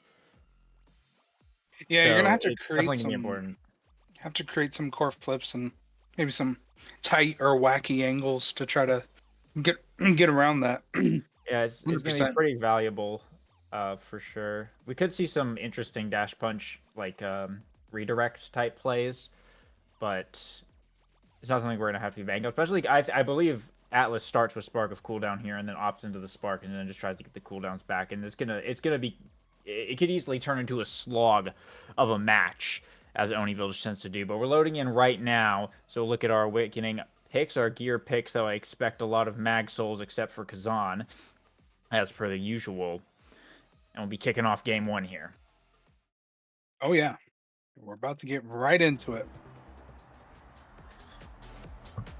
Right, so looking at Famine on blue side, Dynasty on red. Looks like they're just going to run just exactly what we expect them to. Yeah, Patat on the Rasmus goalie. No big switches or surprises there. Flowers, Imi, Guimi, Juliet. And Dynasty likely similar. Fan phase Yeah, goes imagine. through.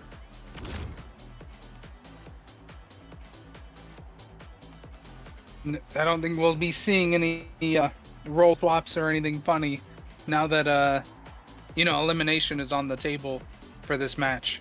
One of these teams will be going home, and the other team will be progressing.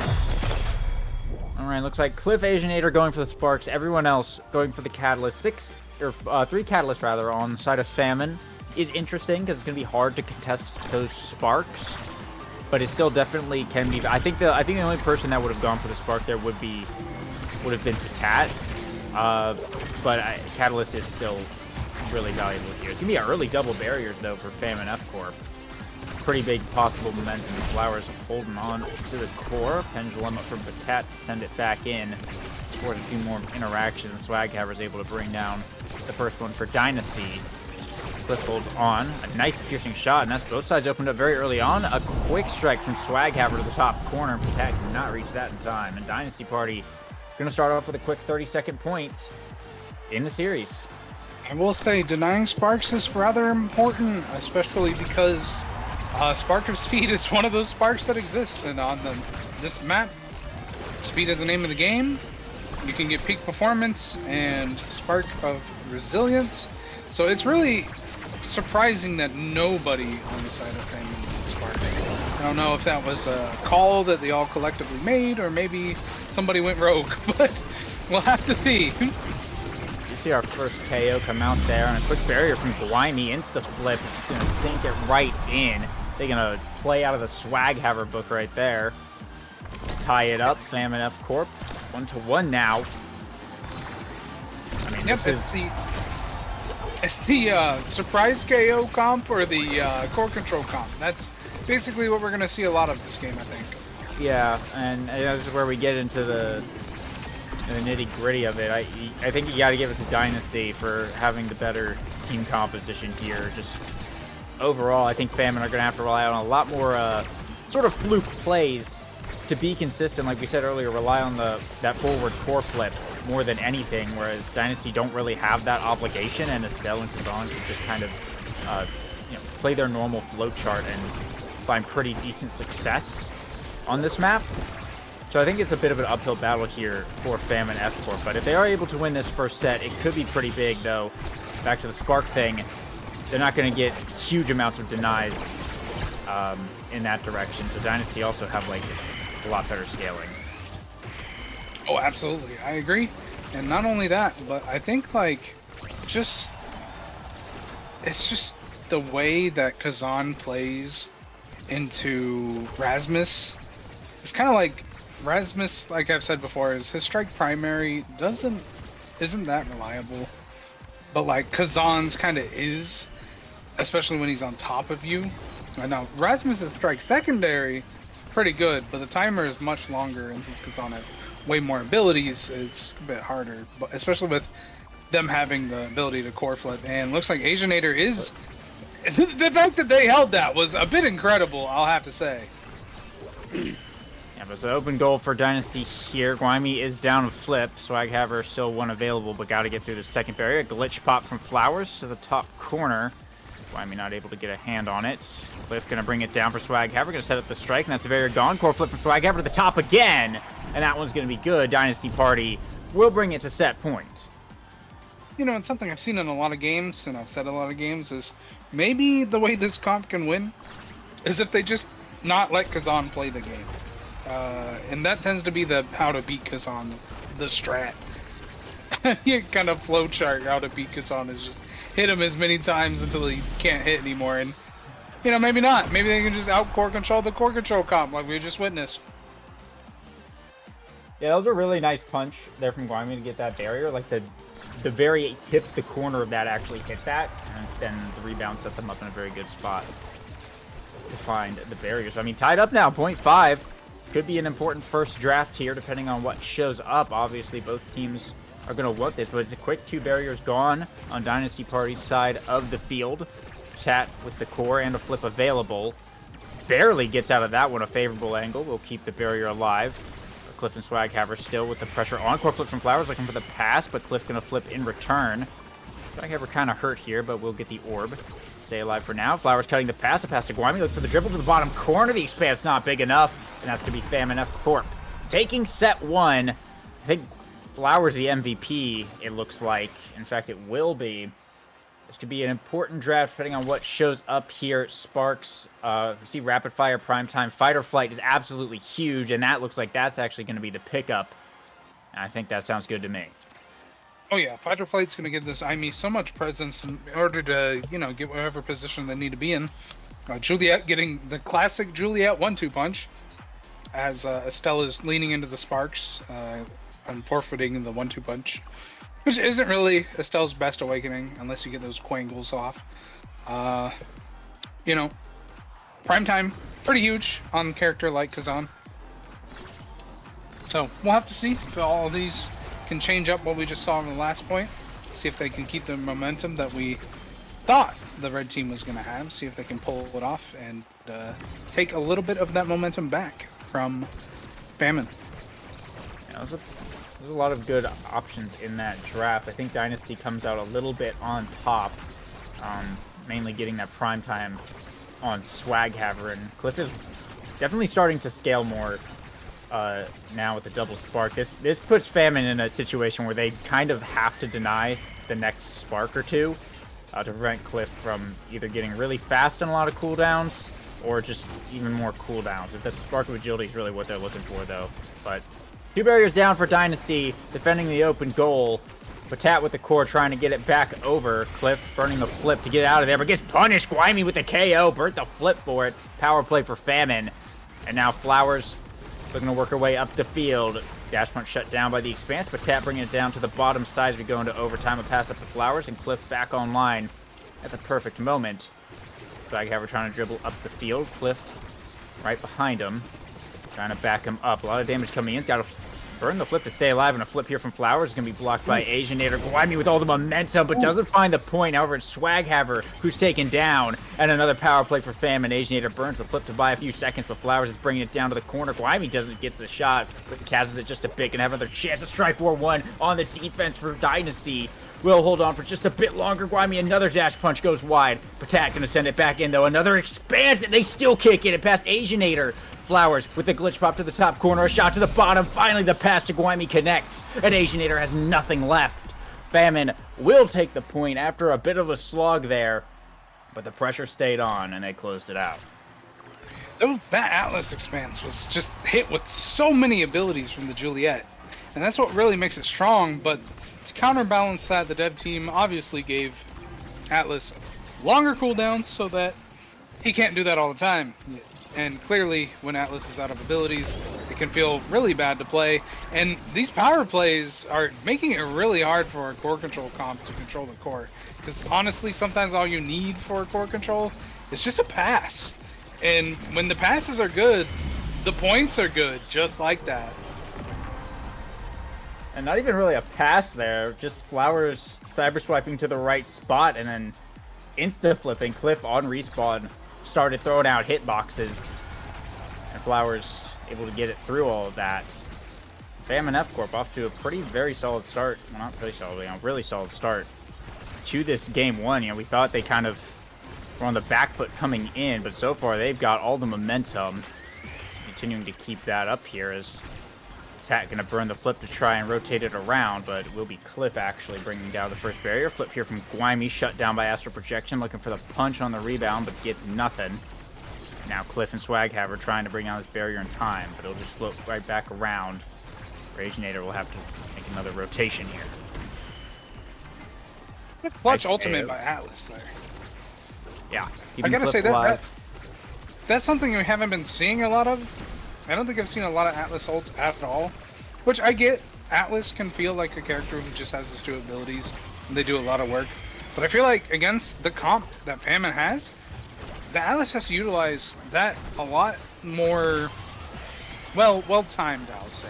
Because it is hard to react to someone about to die. Like right there, if Cliff had got hit, how does Atlas react to that? They're that close to the edge is very hard. But it's just one of those things that you don't expect to need to use on Oni Village, but against the Famine comp, you gotta use it.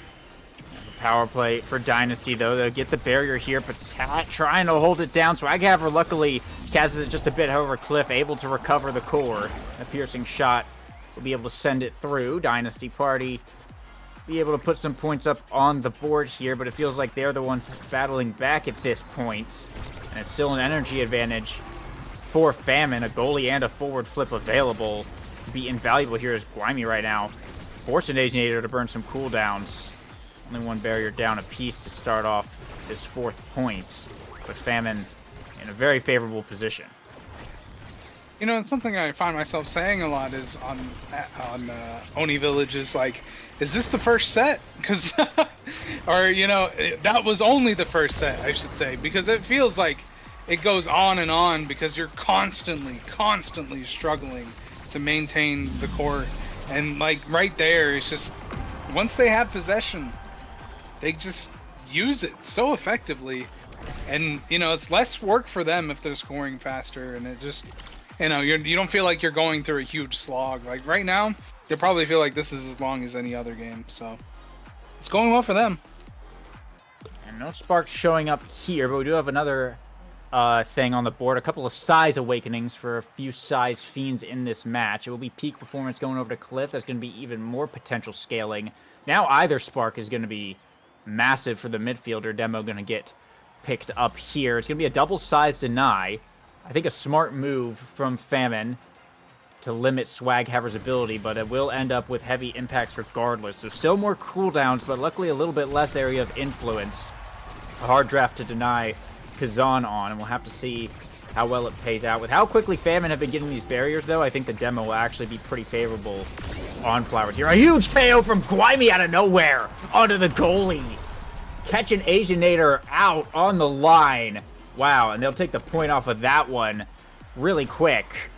Didn't even have a chance to look at the rest of the awakening. That's Twin Drive on Guaymi, by the way. That's what that was. Yeah, Atlas did not opt for Twin Drive, which I was kind of surprised. Usually that's the Atlas go-to awakening. I don't really know if denying the, you know, I'll take it back. Denying the Julie in any capacity might be worth it with the amount of kills they're getting. But it's just, like I said, it's the, if they can get the surprise we kill you part of this comp off, they win. And so far, they proved that part. It's just, it's like I said, it's hard to core control if you're dead. Simple as. More flip here from Flowers, barely able to hit that barrier, and that's an open goal for both sides. I'll pass up to Guaymi, holding it in the corner, looking for the dribble. Won't find much, though. Now Swaghaver back in the midfield. It's going to slip away from him, though. Flowers tells him swiping down. He's going to be able to find the shot. Guaymi said pass, but Flowers just took the shot instead, and it was good. I think it was going in there either way, either direction you looked at it. There was no astral projection on Asianator at that point, so Famine now bringing it to a game point, and they've got this one all but sealed up. We're seeing a lot of emotes from these guys. They know they're on stream on the blue team, so they're getting their emotes per second out. But yeah, it is not where I'd want to be if I was red team, because let's say they reverse this set, get this set. They still have 2 more sets of Oni Village to win. That's demanding. So they either say go next or play this out, and that's all they can do. And the Firewall Sentry out right now. Big corner pressure. Cliff has to flip. A nice save from Patat with the pendulum swing, but Swaghaver and Cliff closing in on the top side. A bit of a whiff flip from here for Flowers, but they will recover the core.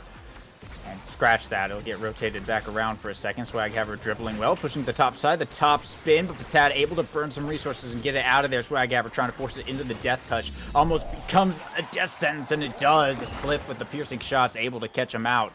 Patat unfortunately burnt a few too many cooldowns in desperation there. Dynasty Party will put another point up here, but kind of been the story of this game. Dynasty getting 1 point and Famine getting 3. Yeah, sometimes it's demoralizing when every set is a 2-3, but it can be even more demoralizing when every set's a 1-2. So it's just, or 1-3, sorry. And yeah, it's just, you know, 1-2, like 1-2 punch. This Julie has been causing a lot of havoc with Not to mention the twin drive, which just means more dash punches, more chances to catch you off surprise. And like right there, Cliff is no longer with us. Well, I mean, with the KO trying to hunt down the core flowers with a glitch pop, a nice clear from Asianator, but it's still the power play. Swaghammer trying to buy as much time as possible. Patat's up in the mix now. That's at the death touch. Another KO from Guaymi onto Asianator. Cliff's back online, but they're trying to hold this corner as long as possible. Flowers! The cyber swipe flip. A third KO to close it out and sink it in. Famine will take game 1. You know, I think I said this 3 points ago, or 3 games ago, but the goalie's giving you trouble. Just remove the goalie. Easy. And that's basically Famine's strategy that game. Atlas giving you a hard time on Oni Village. Hit him. Kill him. Don't let him do anything. And that's what they did. Yeah, a bit of a shorter Oni Village game there. Only 15 minutes, actually. Famine closing that one out decisively. 8 KOs on Guaymi is pretty impressive. And quite a few of those were on to Asianator. We're at 106 redirects. Nothing small at all. But yeah, big game 1 upset there for Famine. And I believe that is technically an upset, if I'm not misremembering. But game 2 going to be over on, looks like Night Market. So that's going to be interesting. But yeah, Famine, coming out of the gate's looking really good. Oh yeah, we've seen Guaymi's ability to kill on Night Market against a team like Polar Cortex before.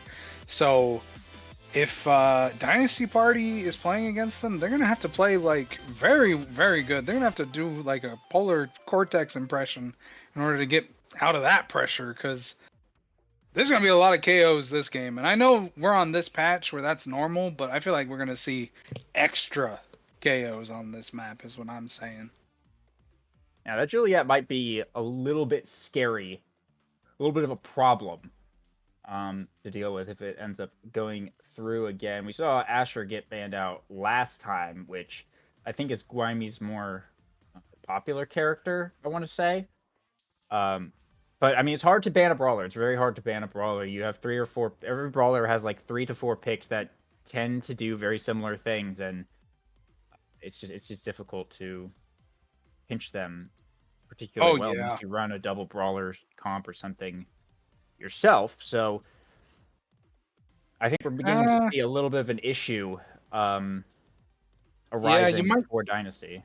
You might see that in EU, but you don't see that a lot in NA. So I think that might be if let's say you were an EU team here, though. I mean, I could see the double brawler era goalie comp coming out, really confusing people, making some chaos on Night Market.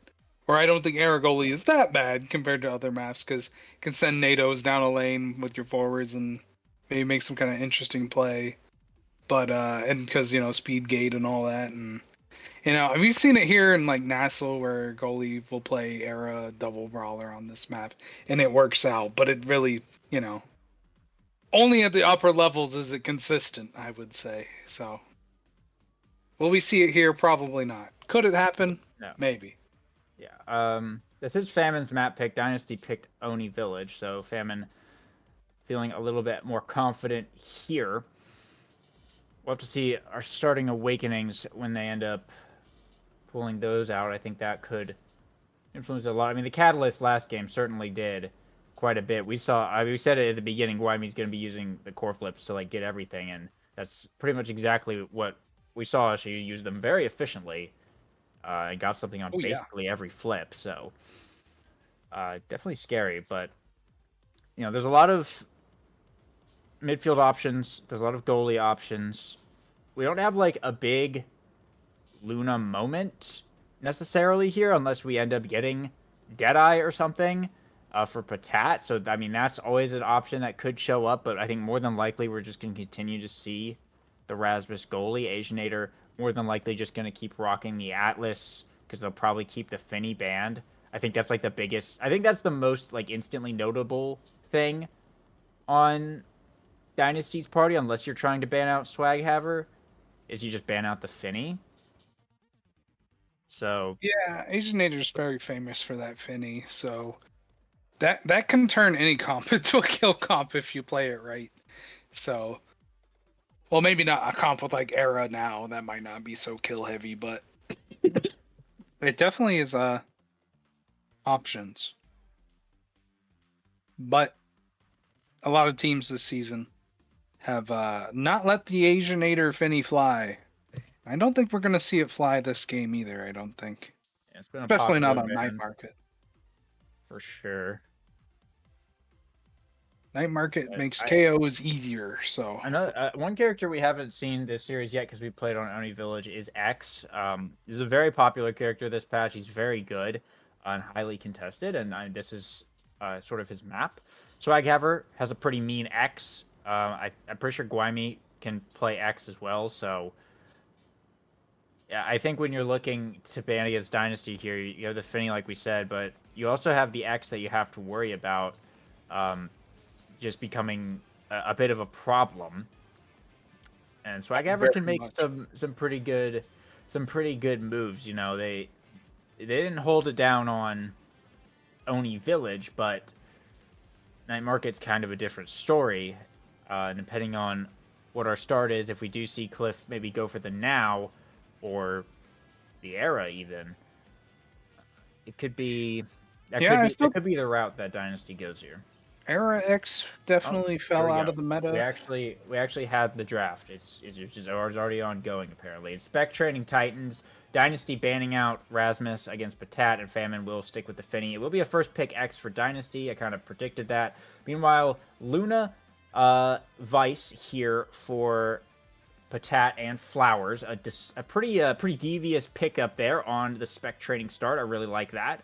An X and Rune over on the other side. Juliet for Guaymi to finish it out. A huge kill comp for Famine F Corp. This is a very solid start for them.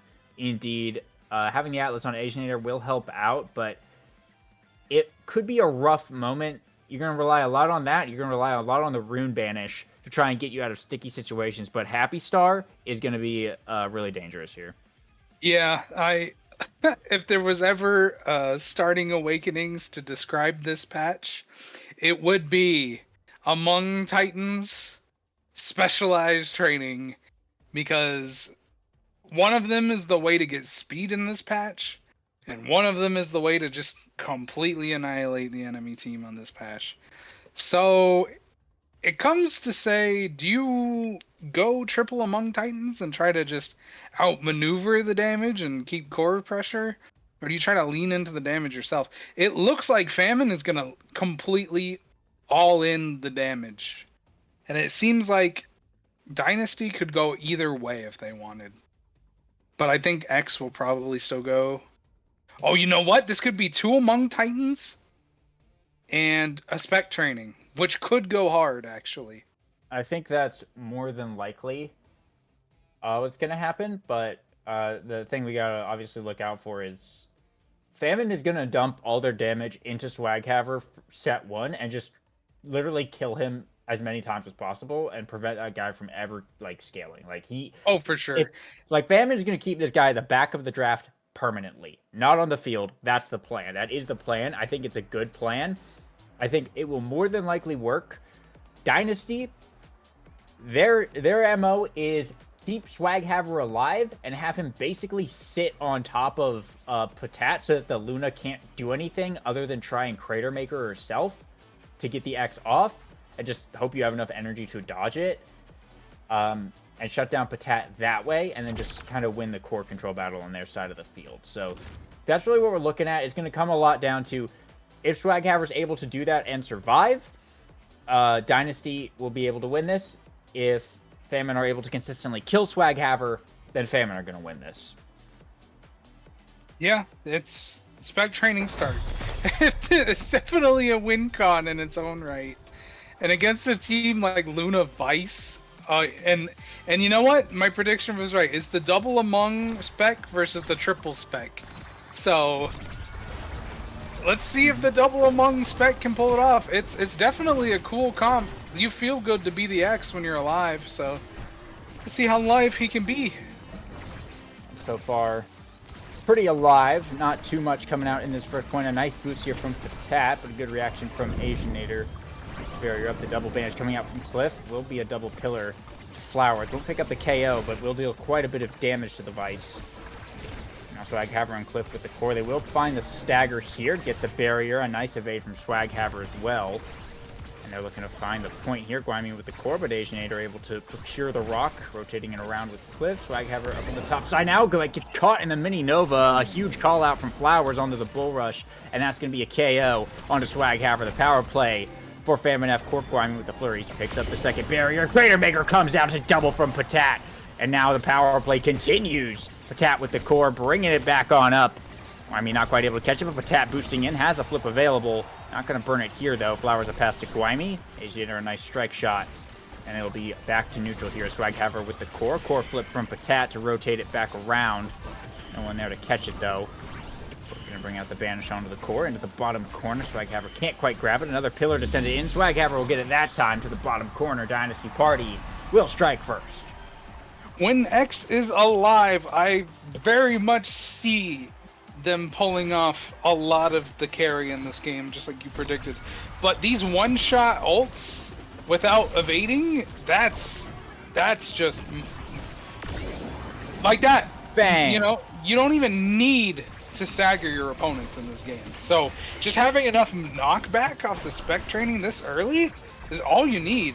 But again, if they didn't make a lot out of that power play, in my opinion, so it's just like, yeah, you can kill them, but you gotta do a bit more than that. The goal still needs to be scored in this game, and X can kill you too. So you're gonna have to do more than just kill, I think, to win. Dynasty here with the power play. Looking to get a barrier, but so far Patat doing a good job at keeping the distance. And they'll keep both of them up. The defense for Famine holding through that. And Guaymi able to pick one up on the return. Famine F Corp now with their own power play. Expanse here from Asianator will stop the push and stall out the Crater Maker, but Guaymi with the core again. What a strike shot from Asianator. Struck with a punch from Guaymi. Will lose the barrier eventually here. Boost in from Patat. Not going to get too much. And now Swaghaver looking to speed boost up. Goes for the bell ringer, but it just goes wide. Flowers and Guaymi trying to make a play on the open barrier, but it's going to get rotated back around, and Swaghaver's going to pick up a barrier. In return, another Mini Nova from Flowers and get Swaghaver again. The power play for Famine F Corp just keeps going on and on. A boost in from Patat. They're looking for the Rocket Cliff. Trying to hold it down the defense. Core flip from Flowers to the top, and it's an absolute dime. 10 cents in the bank for Flowers. Famine F Corp going to tie it up. Yeah, it's just Dash Punch is as good as it's ever been. Mini Nova is just, you know, spec training's back, baby, and Vice is here to prove it. And a lot of the good things I'll say, though, despite not having like that one-shot kill potential from this Dynasty Party team, is like they're just not allowing the enemy teams to participate in the strike war because they're just that much faster. And that's been what's making these power plays not super awful for Asianator and Cliff. So as long as they can just get this core to X, keep the defense up, bear with the power plays that are going to happen again and again. A little bit of Kazington right there. But as long as they can, you know, like I said, just keep faith in each other, they can win this. Another point here for Dynasty to bring them to set point. Similar start to our game one. We do have a core flip available here for Cliff. Interesting kickoff. Patat went a little wide on the rocket, and Dynasty were able to recover that and get a quick barrier with the pillar. Now looking to keep the offense up, but Swaghaver taking a lot of damage. Famine unloading, and this X is pretty low. Bit of damage onto Famine as well. They could find a KO on Guaymi potentially, but they're trying to just fight it out. Both sides at around half. Flowers with the core, Guaymi with a flip available, but not willing to burn it for a single barrier.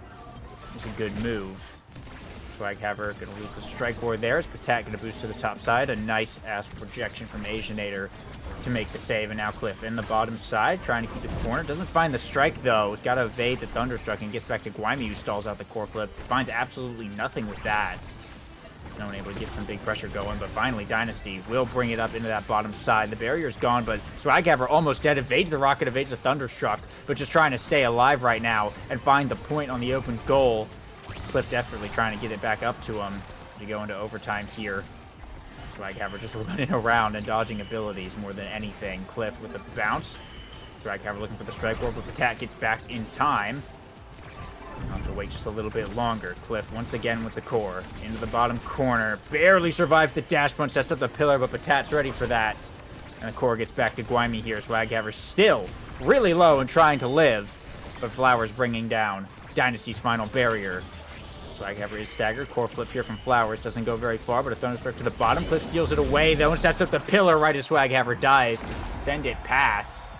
Dynasty will take set 1. And this could be pretty big for them. Cliff is going to be the MVP. If Happy Star shows up at any point, Dynasty have to take it. It won't be here, but we have a couple other really cool options. You know, something I noticed happen 2, maybe 3 times is I feel like part of the reason they picked the double Among Titans is like Julie failed to kill at least 3 times just because it was inches away from the wall. So sometimes being smaller is in your favor versus the Juliet here. And I think that is a pretty cool tech that maybe they thought about going into this match. The draft looking pretty good here for Asianators. You got prime time on Atlas, which is always good for the endless defense, especially when you're a strike shot Atlas. That means your wall's going further more often. Cliff getting cooldown on Rune is always good because Rune is not a particularly strong character without his pillars. And, KO the goalie. Now that's a classic. Power play for Famine. Does bring down that second barrier here. Cliff trying to hold on, and Swaghammer is in the nets. Making some good saves, but the pressure's still on right now. His core continues to go up.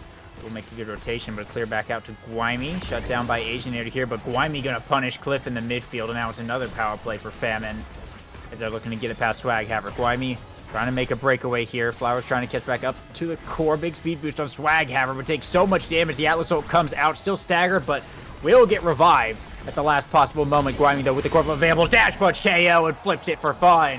Famine will pick up a point to strike first in set 2. Their damage might be coming online a little bit more consistently here. We'll see if they can continue it. Yeah, KOing the goalie seems to be a better strategy than KO the X, and I think that might be the one they gotta run if they want to win this game. And it's not a bad one, I don't think. Yeah, it's Atlas though, so as long as his ult's up, they won't be able to do that. But if Atlas is trying to revive his X all the time, maybe that's not the play. See how powerful Guaymi with Catalyst can be, and coming back there is going to get a KO onto Swaghammer. Got so much energy for it as well. They do have an open goal, but they do have the power play. Cliff is just trying to buy time on the offense for Swaghammer to come back here. Doing a really good job of just passing it around. Swaghammer will come back online now. Guaymi, though, able to catch out Asianator with the dash punch. As the barrier gone, and Guaymi just able to sink it to the bottom. Nothing to do about that. Famine now on set point up 2-0. Looking to tie up the game. Cliff was making it look pretty easy with Among Titans mag souls there. He's kind of almost 1v2ing with a occasional strike shot from Asianator. And that was pretty impressive to keep the power play at a minimum. But again, you can't stay in a power play forever the whole game. So it's just one of those things that eventually the defense will crumble if the offense is never made. One quick barrier here for Dynasty. A mini Nova goes a little bit wrong, and then the second barrier is gone. Patat also burnt the flip. Goes for the boost, but missed slightly. And that set up Swaghammer with a totally open net. The Luna was gone. Dynasty Party able to put a point up here. Little glimmer of hope for this set. Continue it on. You don't want to give Dynasty Party chances, because they will absolutely capitalize on them. Oh yeah, I feel like as long as they're not KOing the midfielder or the goalie, I think Dynasty Party has a chance this game for sure. But it seems like every time Cliff or Asianator gets killed, it's just really, really devious for them to try to come back from it. And it seems like Asianator knows that, putting down the ult on the two of them. And, you know, they can get power plays too. Don't forget, Omega Strikers isn't about one-hit kills all the time. Another open goal for Famine. They had to wait for Guaymi to respawn, so Now they're looking for this final barrier. Guaymi's going to pick it up here, blow a lot of abilities as well, but it will get cleared out. Patat with a boost, trying to send it back in. There's the Expanse. Supernova coming out as well in the midfield, but don't pick up much. Crater Maker on Cliff makes him really hurt with the core. Still bouncing around Dynasty Party's side. Aginator's got a flip to get that one out of there. But Flowers has a flip of her own available, and Guaymi's coming up on one shortly, too. Flowers with a flip to the top. Aginator able to block that one. The Banish coming out from Cliff has a pillar set up. Oh, looking for the KO. Doesn't quite find it. Guaymi spending all the energy just to evade. And the core still bouncing around toward the midfield. Flowers going to hit the pillar, though. Send it back around. Swaghaver in the backfield finally picks up the KO on Guaymi, but Cliff to the bottom side. Sets to the pillar. Patat able to find the sneaky shot through and clear it out of there. The flip available on the goalie. Patat going to burn it. Sends it to the top to buy a bit of time. Boosts away, but gets back just in time. A nice save by Flowers as we are deep in overtime here in Guaymi. Another KO onto Swaghaver with the flurries. Another power play for Famine. Patat rotating it around. Flowers a pass up to Guaymi, blocked off by Asianator. A Patat boosting in, looking for the commit. Wizard Strike War gets the pillar, gets to Guaymi, who forces a tiny expanse and shoves it in. And that will be Famine. Closing out the sets. Patat, the MVP. This could be big. This could be big. No happy star. But we could see a twin drive for this Luna. And it would be a pretty good deny against the Atlas as well. I think that might be the pick here. Yeah, I would do it. Oh, they didn't do it, but Oh, yeah, wait, I no, would have done it that's in two this sparks situation. as well, so... Two Sparks is pretty good. That's Two Sparks is pretty good, not too big of a deny. Surprised Hot Shot over Twin Drive, but I mean, it is cooldowns for the prime time that they have, so that's not bad. As a matter of fact, it could be better if they, always land their abilities onto the core. I'm surprised. Oh wait, actually no, I'm not that surprised. X took Twin because he couldn't get Peak. So, yeah, it makes sense. Flowers having stacks is probably better than Dynasty having stacks because they're getting KO'd a lot, and those stacks probably won't make a difference. Yeah, like we just saw right there where X got removed. But unfortunately, that resulted in a own barrier, so we'll have to see if they can get a barrier during this power play. Ours also has Fight or Flight, so it'll be good for staying alive and running fast. He's already doing that. Pretty good hot shot pickup on Asianator. Did mean a little bit more cooldowns here, but it's a power play for Dynasty now. They'll bring down the second barrier during it. Cliff sending it up in, Banish on the goalie, and Swaghaver able to sink it home. They'll strike first again. Bring it up 1-0 here in set 3. But this game so far feels like it's been neck and neck. Yeah, this game is very close. The interesting picks of the starting awakenings is what's made this such a dynamic game compared to just, oh, we're just gonna kill them and they're just gonna kill us. No, it's a lot more than that going on in this game. There's solid defense as well as solid offense being played here, and the Swaghaver able to play like this guy they have to kill or just kind of crumble to has made this game pretty interesting. Now, 1-1 for the barriers. Famine looking to push up here. Power core from Flowers. A dash push from Guaymi will send Cliff off the edge. And now an opportunity for this barrier. Flowers with the strike war will get it. Now Patat down to the bottom side. Looking for the boost, but gets KO. Doesn't matter. It's going to float right in. Guaymi able to secure it as Asianator picked up the KO onto the Luna. Famine will tie it 1-1. Yeah, that's the funny thing about Luna is, sometimes she flies in to help out, but sometimes they rub against the wall and kind of get killed by literally any interaction. However, if that Luna, manages to set up their team and they score, it does not matter that much. But looks like a Banish attempt at KO, but a lot of the times that's just your rune with no cooldown. But it paid off because X got the kill. Dynasty here looking to capitalize on the numbers advantage. They'll get the barrier. Swaghaver looking for the goal though. Flowers teleporting up, giving some seconds for Guaymi to come back. Swaghaver still hovering around, looking for the top side. Patat able to make the save. Cliff with the pillar on the bottom, and they're sending it back in. Crater Maker comes out, but it's evaded. And now another shot into this corner. Cliff bringing it back down. Swaghaver does have a flip available now. The Banish comes out, gets 2 during the Supernova, and Swaghaver trying to go for it, but Flowers with the flip first. Swaghaver able to catch it with the flip in return, sending it right back in. Dynasty Party on set point. Yeah, you love when a core flip gamble like that pays off when you're in the enemy goal box. It usually does result in your goal, so I'm not surprised Swaghaver went for that. There was also the potential that even if he didn't catch it, it might have killed Flowers. It did not because they didn't get broken, but it did look like it might have if they did. So I could see making that play make total sense. And I think, it pays off, and a kill. So, it really pays off huge when you get a score into a power play like this. Flip here from Aginator. Gets a bit of a night market angle, but easily recovered. Banish and double pillar onto Gwaimi. Won't be KO'd, but actually gets a little bit of an own barrier there. It's an open goal for Dynasty and a flip for Gwaimi. So Supernova comes out for Flowers. They're pushing up this top corner hard. Cliff was looking for the KO. Didn't quite find it, but a lot of damage onto Gwaimi right now. Dynasty Party recovering the core, having the pillar set up in a nice spot. No barrier is going to get taken on that attempt, though. Swaghaver looking for it again. Shot to the center. Patat there to defend. And then going to send it back up for Gwaimi, who burnt the flip, trying to kill Aginator. Looks like core flip here from Cliff. Finds absolutely nothing. Another banish as we go into overtime here. Patat and Cliff on the bottom side. A nice clear from Patat, but Aginator sends it right back, and Swaghaver able to pick up the first barrier. One more to go here. Patat caught, lacking off, boosting into Narnia. Will lose the barrier. And the flip here as well.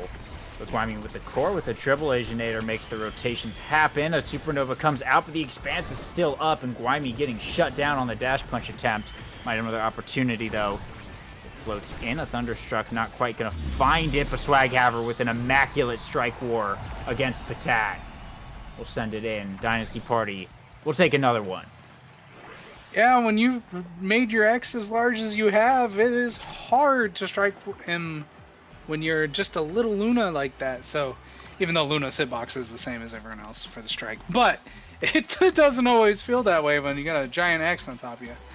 Atlas denying the spark here is pretty good, especially because it's the spark of focus, and Atlas really loves cooldown, so that's not really a big loss.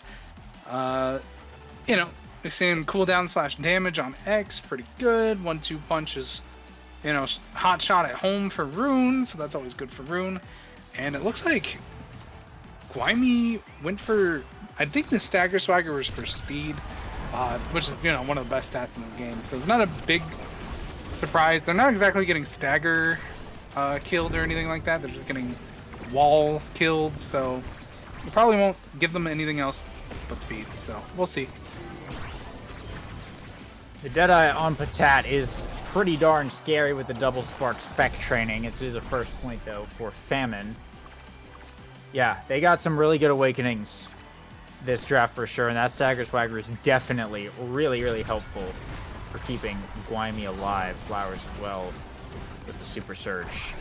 It's going to be scary. Dynasty can kind of get hit from anywhere at any time with quite a lot of damage on these AoE effects that they got. Here comes the Crater Maker. It's going to force Swaghaver to dodge, but will eat Supernova in return. However, they get both barriers. Still pumping the damage into Swaghaver. It does have quite a bit, but Gwaimi will pick up the KO with the flurries from midfield. They'll get one barrier, burning the core flip here as well. Looking for the second one. Aginator shutting down that punch attempt. They will have two more. Famine will in just a moment to work with. Swaghaver comes back online, but Gwaimi immediately a dash punch takes him out of the game yet again. Aginator having to hold through another power play. Flowers teleporting up is going to find the core flip, and that's an open goal on Dynasty's side of the field. Flowers in midfield trying to get back up. A boost from Patat here. Cliff wins the strike war, forces Patat to burn the flip on the return now. Gwaimi rather, coming out with the flurries against Aginator, and that'll be enough to sink it in. Famine now running away with this set. They've got a lot of big numbers they can throw out, and, I mean, it's paying off. Yeah, that angle off the wall really, really, really cooked Aginator there. I didn't get to see if it was Aginator who put that on the wall, or if Julie put that on the wall there in the corner. But, yeah, he went for the flip, and it completely missed, and Flame Flurry is all it takes in order to sink a goal sometimes when your opponent doesn't have cooldowns, so that was a serious goal. Now Swaghaver respawning yet again. Still trying to bring down this last barrier, but Famine haven't gotten any of their own yet, so they've got a bit of work to do. It'll be a flip here from Gwaimi, looking for the double. Nice block from Aginator. and against the punch as well. To keep it held down, Patat boosting off into Narnia a bit, left a little bit too long, and Swaghaver brought down that barrier. It's an open goal for Famine. Grimy looking to even up the playing field, though. It's going to be an Astro to send it away. A mini Nova from Flowers sends Swaghaver reeling yet again. Cliff will set up a pillar to buy some time, though. Aginator forced to defend the 1v2. Gets it out of the dash punch just in time. Wow. So far, Dynasty holding against these power plays. You know, something I've also noticed. We talked about how Among Titans' size has saved Cliff multiple times. That size differential that it's giving to X has killed X multiple times. So it's kind of like the double-edged sword. Yeah, you can survive now because you're small, but you've made your X so large that a mini Nova or even just any Luna ult is killing at this point, and that's really making it tough if I'm the X here. But again, I think this is still the play for them, is to build the X into a monster. And what a classic rune! Strike where the rune pillar, lose the point. Famine 2-1 now in the set, but down on sets. They're looking to bring it to a set 5. And what is definitely a tight competition here in game 2. They could close it out here. That would be pretty ideal. Dynasty, I think, might have a good advantage if this does go to a game 3, but it's double barriers here for Famine. And they're off to a good start. Flowers trying to force it through, but the pillars will be in the way. A nice save, though, from Aginator here. The Supernova coming out. Grimy looking for the setup. Didn't even need to hit it. It was just a favorable bounce off the bottom to send it in. And, in fact, Famine will be bringing this to a set 5. Happy Star, I think, is guaranteed in this draft because it hasn't showed up yet. There it is. I mean, if Flowers doesn't take that, Dynasty have to deny it. I'll be surprised. Well, Ad Rush is here too, but yeah, Extra Special is 100% the pick every single time. It will be an Ad if Rush I was Rune, I'm pick, making that same pick. I'm making the same pick because they cannot afford reset cooldowns, dash punch, dash punch, dash punch. It's just, it's like, you know, Katarina in classic League of Legends, dash reset or kill reset, kill reset, kill reset. So you know you can't let stuff like that be happening. Grimy also getting perfect form here. Perfect form with Catalyst and Juliet is still going to be hard to contend with. And then not much else of a massive note. You do have some missile prop on Aginator, which is fine, but yeah, you're really looking at that Happy Star and that perfect form coming out of that draft. If Cliff could get a nice banish kill, that'd be nice though. But so far, everything's coming up Famine with the double barriers going down. And they're looking to make this play happen. Cliff trying to dribble up the field, though. The core getting away from just a little bit. Trying to get back to Swaghaver. Grimy with a drifting dash punch. Didn't find too much there, but there's a Supernova. Cliff make a nice evade. Still holding the core on this bottom side. Swaghaver just dodging abilities for the most part, but Patat boosting in. Grimy looking for the dash punch. Doesn't quite connect. The core moving a bit too fast. Might have another chance here, though. Won't burn the core flip. Now Cliff. The banish coming out into the corner. Tat and Flowers making the defensive plays, though. The bell ringer and the pillar trying to get out of this bottom corner. So far, not much coming up for Dynasty Party as we move into overtime. Tat with a rocket trying to get it back to Grimy here. There's the Supernova from Flowers, and that's the first KO of the set. Swaghaver down.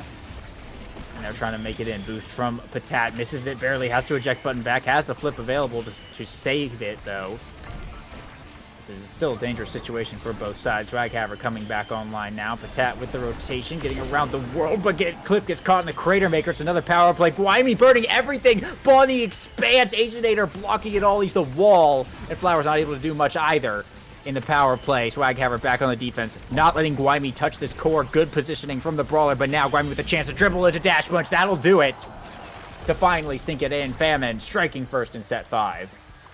Atlas only had so many options, and he still had an option there, but it looked like it just slid just above the core in order to remove it from the dash punch. So that would not be saving that goal today. But it's just the kill pressure is the highest it's ever been in this series, and it's really paying off. It's just killing people from center of the map at this point, and there seems to be no end to these ult, especially since we got spec training extra special on the game now. It's just an uphill battle, to say the very least. But these creations have been so good for Dynasty Party. And if there was ever a way to win through everything, it's just setting up the proper creation setups to stop a push or hold a push. Both sides opened up here pretty early on, and they've just been trying to force the pressure on. This continues. Flowers to Guaymi here, looking for the dash punch. Agent makes a save, but Patat from left field boosting in to catch the out clear. Famine now on match point, on series point of moving on to face their old rival Cyber Swipe. They've got a flip available on Flowers, and Guaymi can earn one pretty quick. We'll see if they can close it out here, or if Dynasty manage to reverse sweep the set. Famine, though, off to a good start with the barrier on kickoff. It's just been power play after power play after power play this game. And it's just so tough. Atlas has to burn ult constantly. There's a world where maybe Atlas got extra special and that just kept his team alive. But yeah, fortunately for them, it's not this game. And it is just brutal for Dynasty Party to try to clutch this one out. It's still possible. It is set 5. Dreams can happen in set 5. Crater Maker onto Aginator. Luckily, Cliff was able to get the core away in time, but Aginator's staggered now. He has a flip available. It might be a use it or lose it moment. Has to burn it just to avoid the Thunderstruck. Guaymi wants this KO. Pushing up. There it is. And the core slipping past. Famine F Corp will take game 2 in a slobber knocker, and they will be moving on to the loser semis. Yeah, that was like I predicted on Night Market. There's gonna be kills, extra kills, and I did really like the Dynasty Party build. I liked what they were going for. They had a chance at pulling off their make X large and win comp, but there's just too many times where Mini Nova just kills because he's too big, unfortunately. And yeah, I mean triple spec training characters. Dang, that's hard to beat. What an awakening start. I think. Yeah, a lot of damage coming out here. A lot of, I mean, 20 KOs for Famine Corp to 8, and still 270 redirects on Patat, 290 on Flowers. They were still putting in plenty of core control and almost matching Cliff at 291. So just a well-played game overall from Famine. Good drafting, good comp. They played well into the starting Awakenings. They did what they needed to do to make it happen. And now they're going to be moving on to loser semis, where they're going to be facing the number 2 seed Galactic Space Cows. And that's going to be an interesting one. They matched up pretty well here against Dynasty Party, so it's going to be interesting to see how they match up against Space Cows. And the winner of that will be moving on to fight Cyber Swipe next week for a spot at Grands. I mean, it's going to be pretty tough down the stretch here. Some close matches for sure. Yeah, our next game is going to be humongous. It's only 3 series away from Grands now. Or should I say Grands is the 3rd series, but there's only 3 series left in NAST now. And you're about to watch the next one coming up next.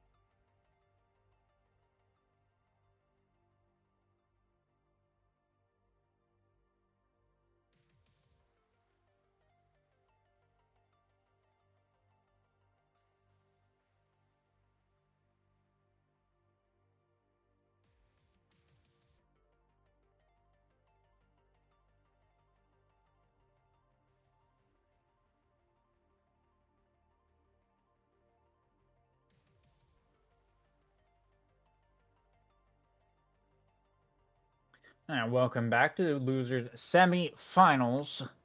Galactic Space Cows versus Famine F Corp. The winner moving on to face the dreaded Cyber Swipe. And looks like our first map is going to be an Oni Village game yet again here. So, I mean, we've seen both these teams today. What are your thoughts? I think that they're both gonna try to KO each other, despite the fact it's Oni Village. Yeah, I mean, yeah, that was an insane statement. I'm not going to lie.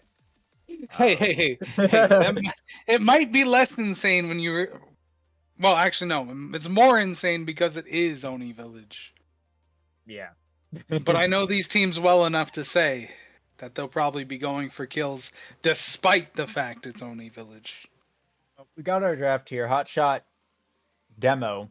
Both very good awakenings, I think, for this Very, map. very good bands, very intelligent bands. Rune and Juno getting taken out, which I think is pretty smart. It will be a first pick of Asher for Famine, which I'm going to assume is going to be on the brawler position. I think that's a Guaymi pick there.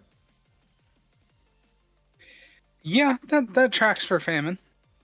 And then we'll I don't usually see for Cows. Yeah. You think that's going to be Kai goalie? Let's see here. I'll have to see Victor the other Bacon on Kai goalie. Maybe.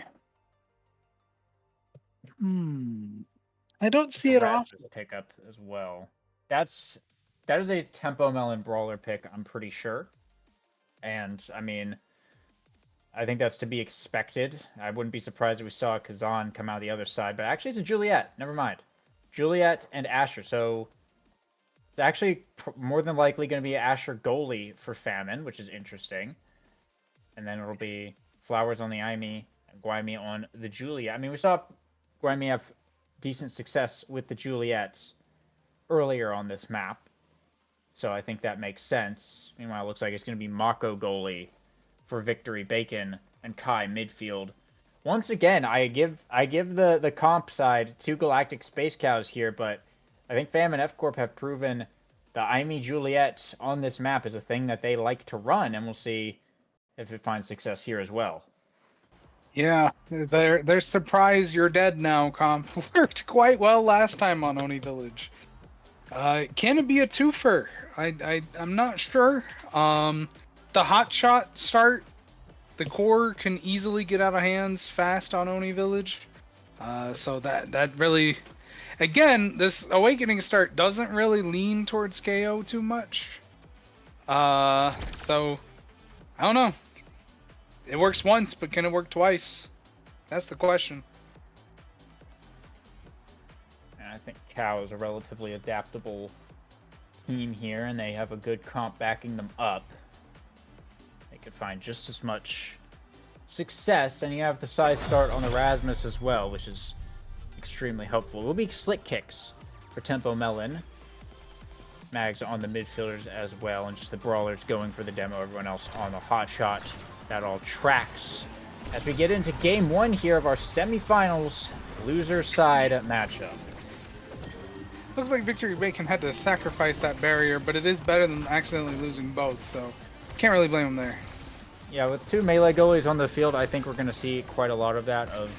They'll trade those top barriers on kickoff and then just look to hold the single bottom one. That's what Asher and Mako are pretty much good at doing.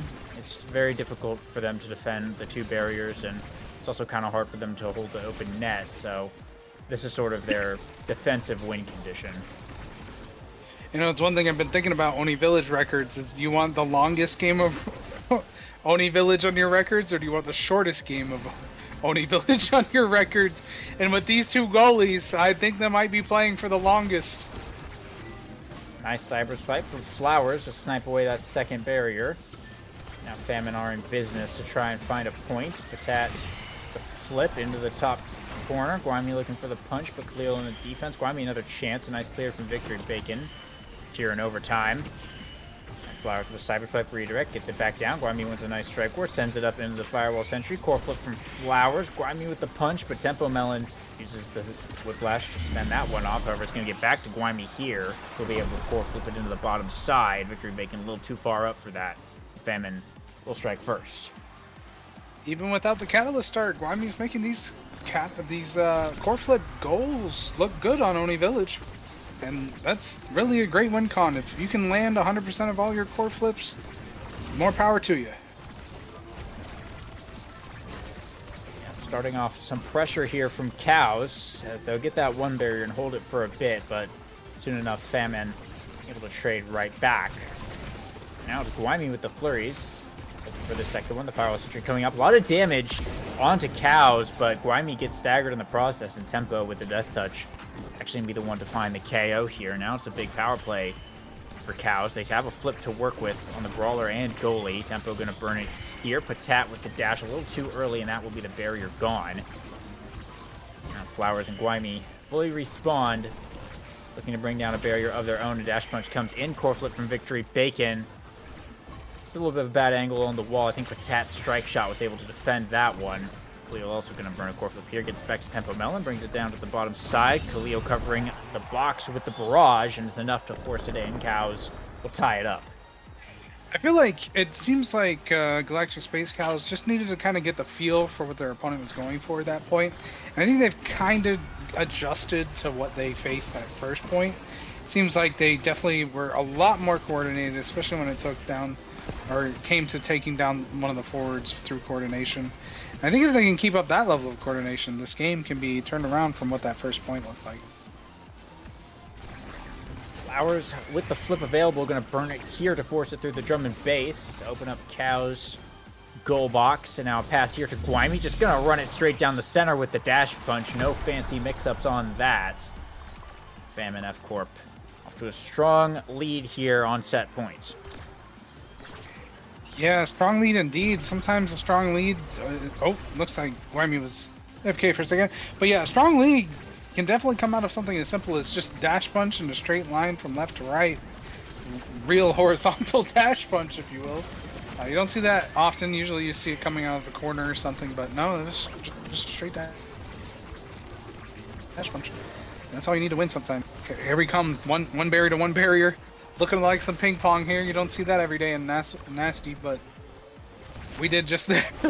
It kind of almost feels like you can try to just win that when the barriers are across from each other that way. But most of the time you shouldn't really be going for that because it seems like everyone always has a cooldown when you believe that they don't.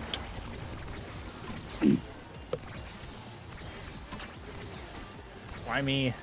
Trying to survive right now against Victory Bacon. Gonna go for the flurries into a little punch there to try and even up the damage a bit.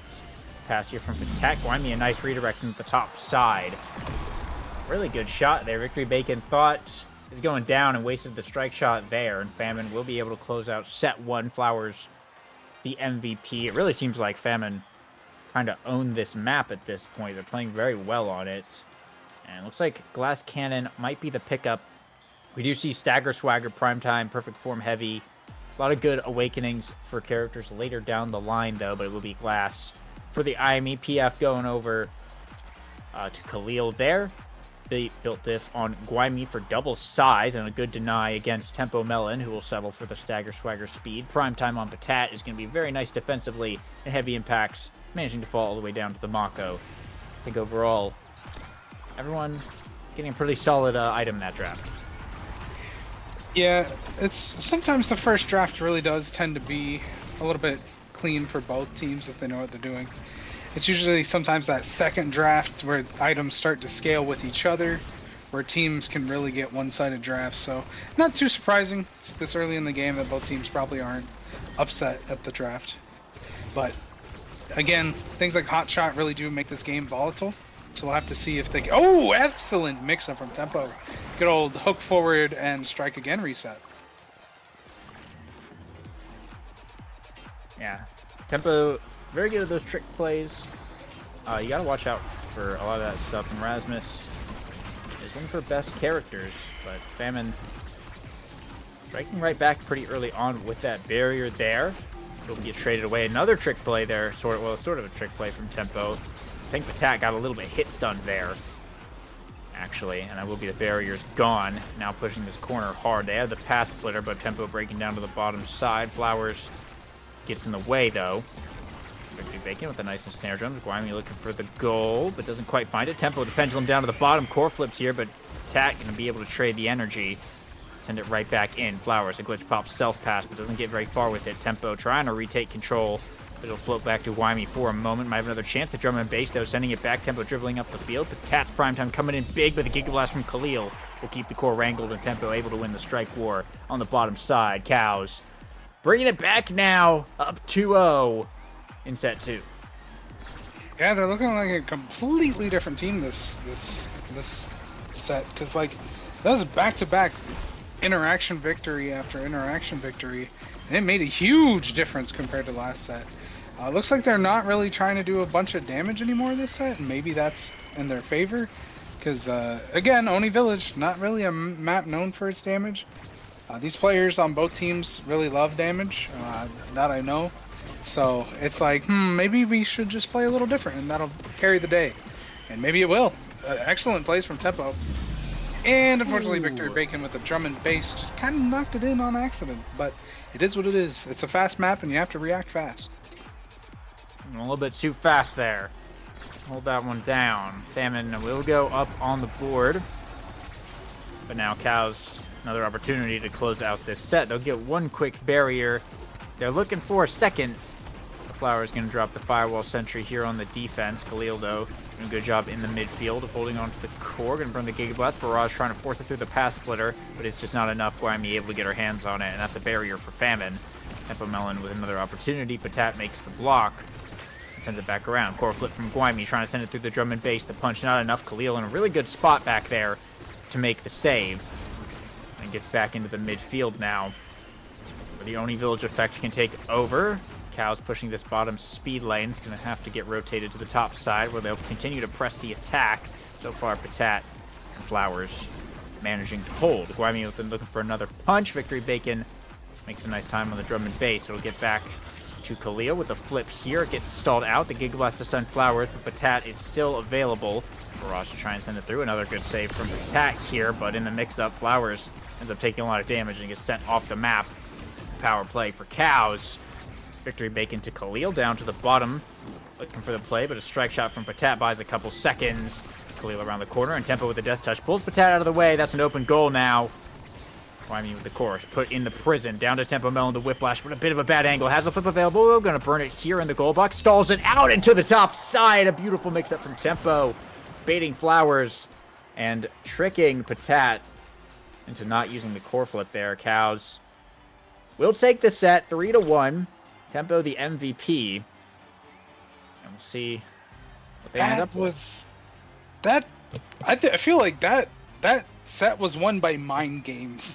Just constant mind games from Tempo, making all these interesting plays. Even some of the things that didn't result in barriers or goals kind of threw the enemy for a loop. It came incredibly close to getting objectives. So, I mean, when you got a player as unpredictable as that against you, you got to make everything count, or they're going to make everything count. So, looks like we got a 1-2 punch. Kind of like maybe get some red cores for Tempo while trying to deny some Juliet, which is never bad. So, Victory Bacon with the twin drive, though, I'd say that's probably one of the more notable things here, because when you're able to make your team fast on this map constantly and use that to defend at the same time, it makes Oni Village a lot more comfortable when you're the defender.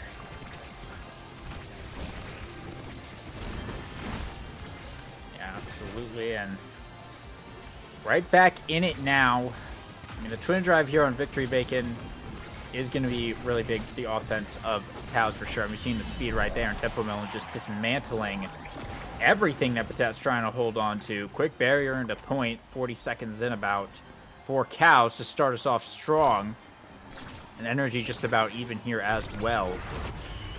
See if they can keep up the momentum, or if Famine are able to take things back. But so far, Cows looking pretty decent. Guaymi does start off with the first barrier here, and that pass splitter is absolutely huge, by the way. But I mean, looking for a second one. Won't wind up with much. Core flip here from Flowers, but a nice drum and bass from Victory Bacon holds on now in the speed lane. Core flip from Victory Bacon. Guaymi whiffs the flip, unfortunately, and might get KO'd here. Barely dodges the Giga Blast off of that edge. But Cow's taking over on the offense. Khalil able to find the barrage to take down Guaymi. Now it's a real power play. Victory Bacon with the core. Sending it back around. Tempo continuing to press from the top. But Flowers winning some nice strike wars. Buying some good time. Guaymi back online here. As we continue down to the bottom speed lane. Snare Drum's first pass splitter here. Gonna get stalled out just a little bit. And the Giga Blast sends it real fast past Patat on that bottom side. Tempo with the death touch. Doesn't quite pop the whiplash in time though. The core will go wide though. Guaymi looks for the barrier. A nice save from Bacon and Khalil. But Guaymi still dribbling on the top side. Goes for the dash punch. A bad angle though. Misses the barrier on the vertical. Gets back to Tempo, who's able to get it to the top. And Cows will strike again now on set points. When they got that barrier through all three of them, I was shocked. On Oni Village, no less. Straight through. That was a barrier of all time, to say the least. And it's just been play after play from Cows ever since the last set was lost. Like, even there, it's just checkmate, checkmate, checkmate. I think they just really had to just reevaluate their opponents after that first set, and it paid off because there's been nothing but pure goaling energy now. Open goal for Famine. Khalil in the bottom side. Fall back to the midfield here. Tempo with the dribble in the top corner. Didn't get much, but forces Patat into a bit of an uncomfortable spot for a second. They might have another opportunity here. Flowers just glitch pop. Makes things difficult. Gets it back to Guaymi. The firewall sentry comes out, but it's a nice clear from Cows. Now Tempo Mel looking to recover. A pendulum swing sends Flowers off the edge, though. Doesn't get the core, but now will. Now dribbling on the bottom side. Looking for the top. Maybe goes to the center, and a flip from Patat will be able to save that. Guaymi trying to make some time, but Tempo able to procure the rock yet again, and a pendulum swing sends it home. Cows taking another set here. And when Famine started off looking so strong, Cows have taken over this game.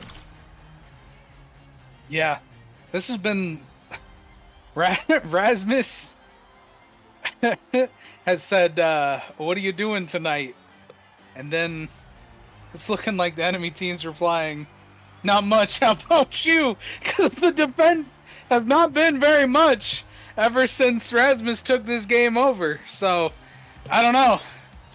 This has definitely been very, very interesting between Khalil and Tempo Melon up in the front, making these plays that just feel like endless checkmates.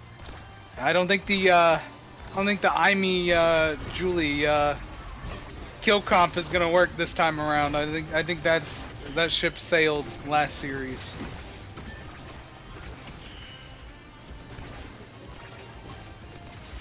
Looking at these awakenings briefly here, we do get another catalyst on Guaymi, the Energy Meister right now. And Patat got the rapid fire prime time, so that's going to be pretty majorly helpful. And Flowers, of course, seem to peak. One of the better awakenings in the game right now. We do get quite a bit of speed over on Cows, 2 haste awakenings and stacks. So everyone running quite fast now at this point. Famine have opened up the goal. And maybe looking to find this point. Patat with a nice barrier beam holding on, but Khalil putting on quite a bit of pressure from this top side, and Tempo covering the out clear. Flowers and Patat both with flips available, but not needing to burn them just yet. Patat making the cross clear and getting it to Guaymi. Stuck in the snare drums here, but it's a glitch pop from Flowers across the net. That'll find the point. Famine striking first. Now this is the energy that Famine needs to reverse this current state of the game, because they've just been on the back foot for a while now. So getting a goal, mental reset, figure out exactly what they need to do in order to get this back together, because they definitely had it in the first half, and then it kind of fell apart. So we're going to have to see if they can take the second half and, make something good out of it. It's kind of tough when Julie is on your goalie, even if you are Mako. So you still have to play a bit smart into the Julie. And an excellent Giga that just kind of really tore the defense apart so Tempo could style on him. That was great.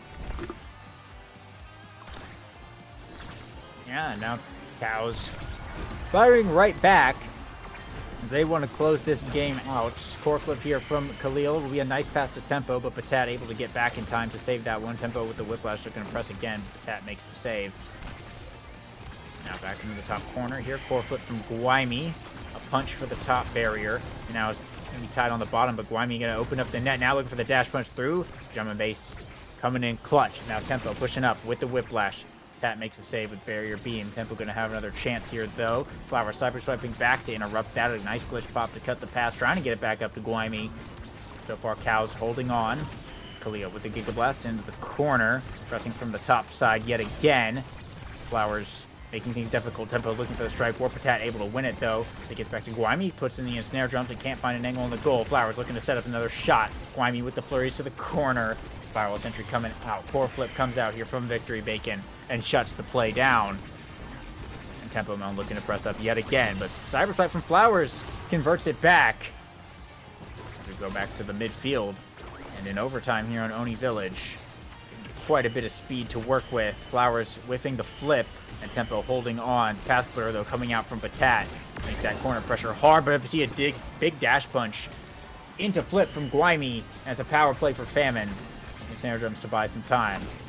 Flowers trying to get back up into this offense here. Tempo just holding on in this bottom side, and Khalil will respawn after a good stall from Galactic Space Cows. They still need to get this barrier, though. Gets back to Guaimi, a nice pass and a good shot to the bottom. Everything falling apart all of a sudden. Victory Bacon not quite fast enough on the Mako to reach it. Famine now on set point. It just looks like Patat has doubled down on the "you will not take this barrier from me" Asher strategy. And it is working quite well, because I don't know if it's maybe they just stopped being creative with it, or maybe they're a bit of autopilot now, but it's just they've suddenly stopped goring barriers against Patat. And you can't do that on Oni Village because it's exhausting.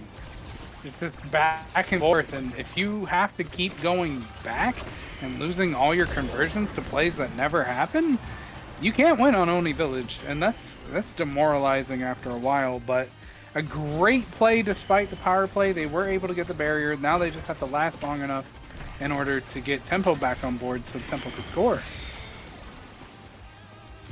And Corflip's getting burnt here by Famine, but both sides opened up. Guaimi kind of hurt here, but has the core, looking for the shot. Can go for the pass, actually, but Flowers got out of the way with the Cyber Swipe a little bit too early. And now we go into overtime. Khalil with a flip, pushing up. Tempo going for the pass in the midfield. Khalil with the Blazing Haste goes to the flip. Patat able to block that one. Gets to Guaimi. Cazzes it just a bit. And it's still staggered, trying to run around and not die.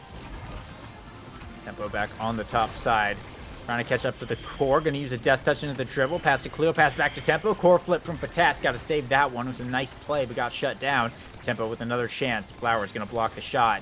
Back up to Khalil into the top corner. The Pendulum Swing comes out, but Flowers with the Cyber Swipe gets the power play. Back up to Guaimi, and a shot to the top. It's going to be good. Sneaking it in there. Famine F Corp bringing it to set 5. I have a sneaking suspicion that Tempo did not mean to send it to that corner at that moment. But, you know, sometimes you gotta give the opponent a chance for that set 5.5 heater that we might see coming up right here, right now in the Nasty series. So this draft looking like it's gonna be very potent. Julie getting size, Kai getting Among Titans, Aimee getting Fighter Flight, Rasmus getting Spec Training, which is probably not a bad pick. It's just less exciting because it's not Aimee's app or something. And Mako finishing it off with Siege Machine, with already having aerials that they can support from anywhere on the map at this point, in my opinion. I think that's how the map checks out. So we'll see if that ends up making anything different for this offense. See if it's a three teammate offense type deal. And now, get right back to it. I mean, this is now kind of double-sized Erasmus, and that hook is going to be kind of scary, but it's actually Khalil who gets taken out first here. And I mean, the forwards on Famine are kind of built at this point. A lot of builds are really coming online with that draft. Khalil will be back online here, but Guaimi immediately another KO, and it's a power play for Famine F Corp.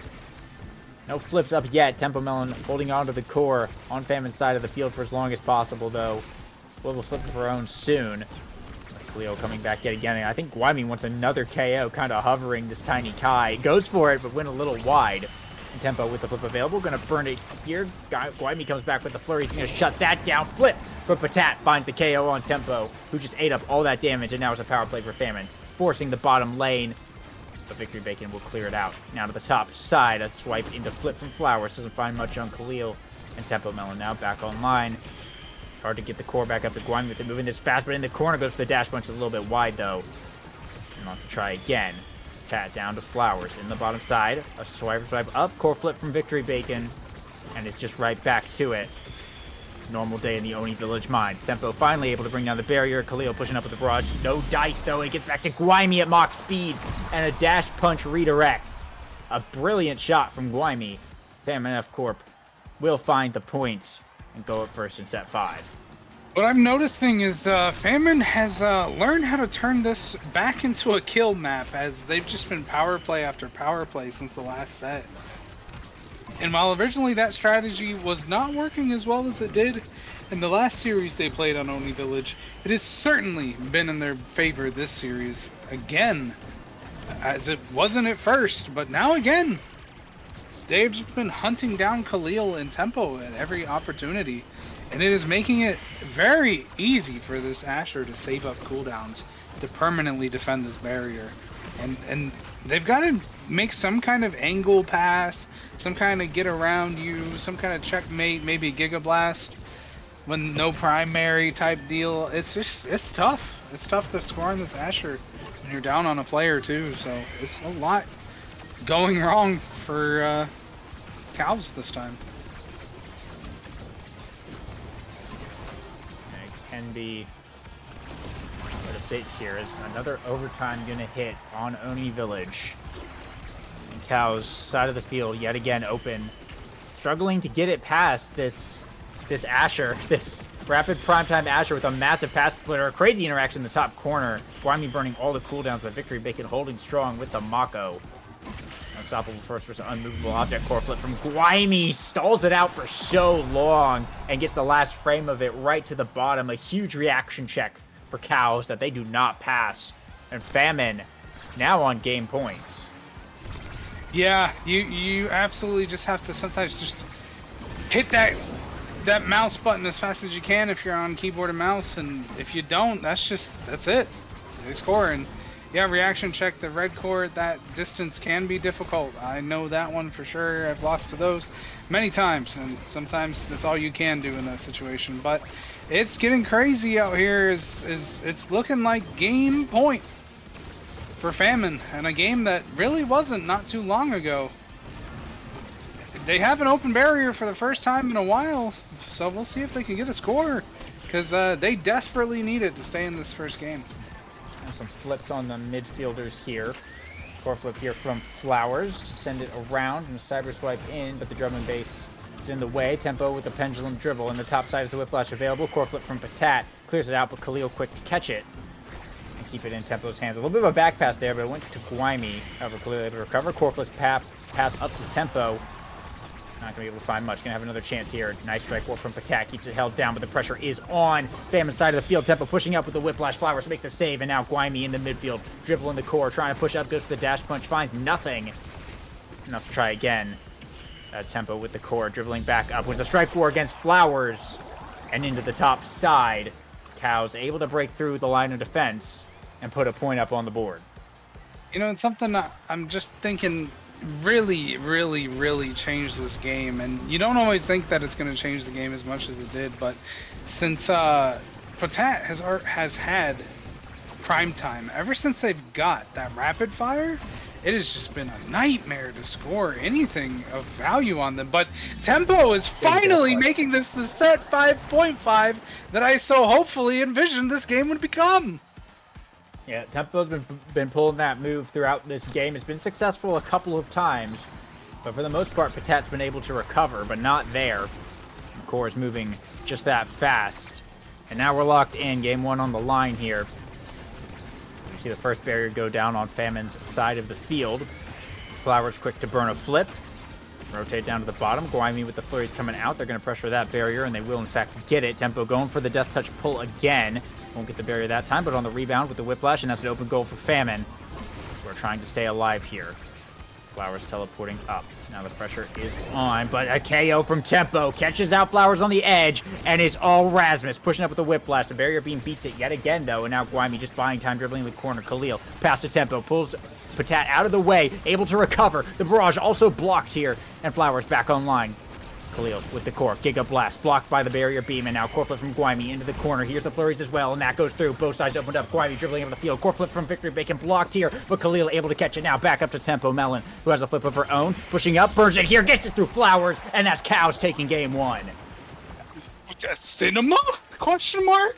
That was an insane reverse sweep on that set. It was pretty good, I have to admit. All of the pieces that were going wrong for Cows suddenly were dismantled and Tempo bossed up, in the words of Mudflap.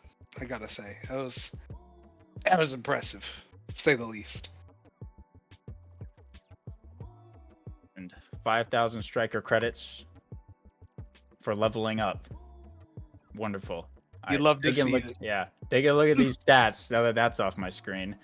Tempo, 10 goals, no assists, 4 KOs, 287 redirects, 103 shots. Those are big numbers for a brawler in this match on Oni Village. That's actually pretty impressive.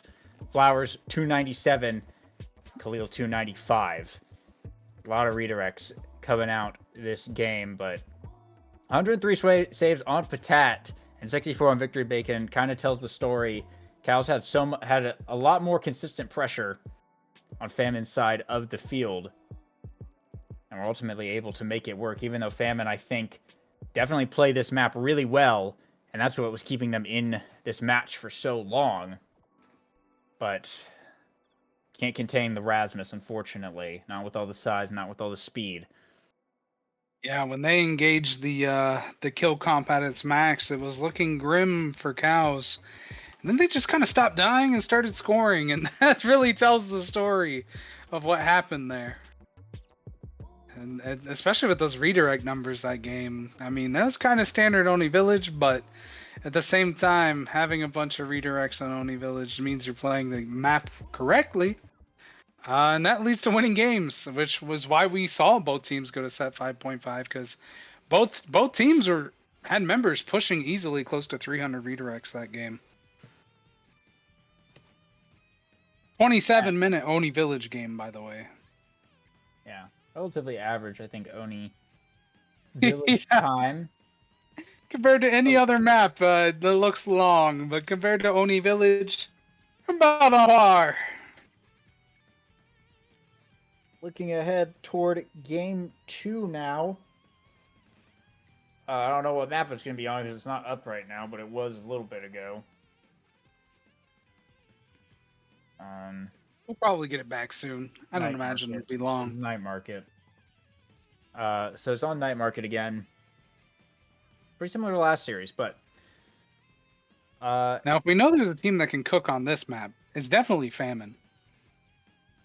It's true, but they could also cook on the last map. True.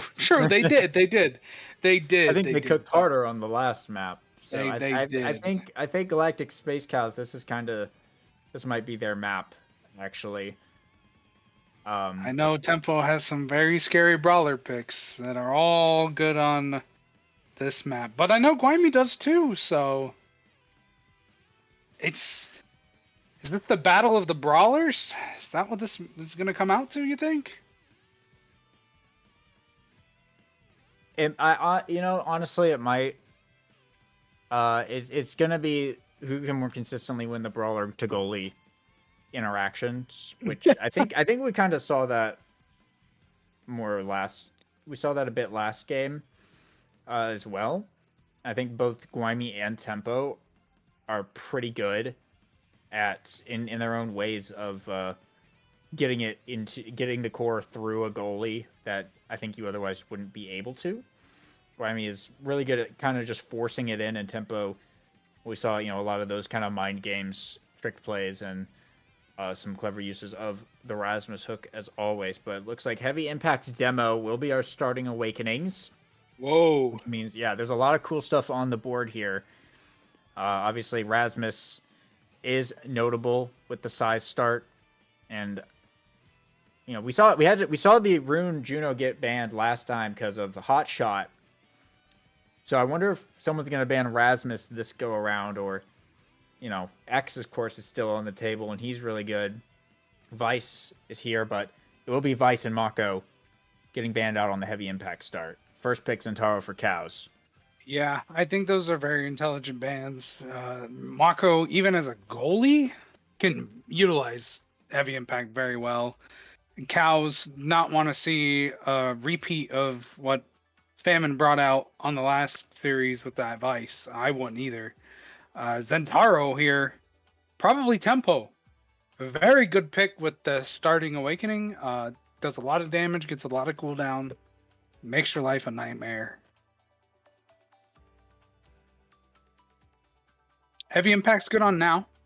Mm-hmm. Not that good on Atlas. Atlas, if I was the Atlas here, I might go size. Gives you cooldown too if you send it to a teammate, they get a barrier. So you can kind of get the cooldown from Heavy Impact. Interesting, right?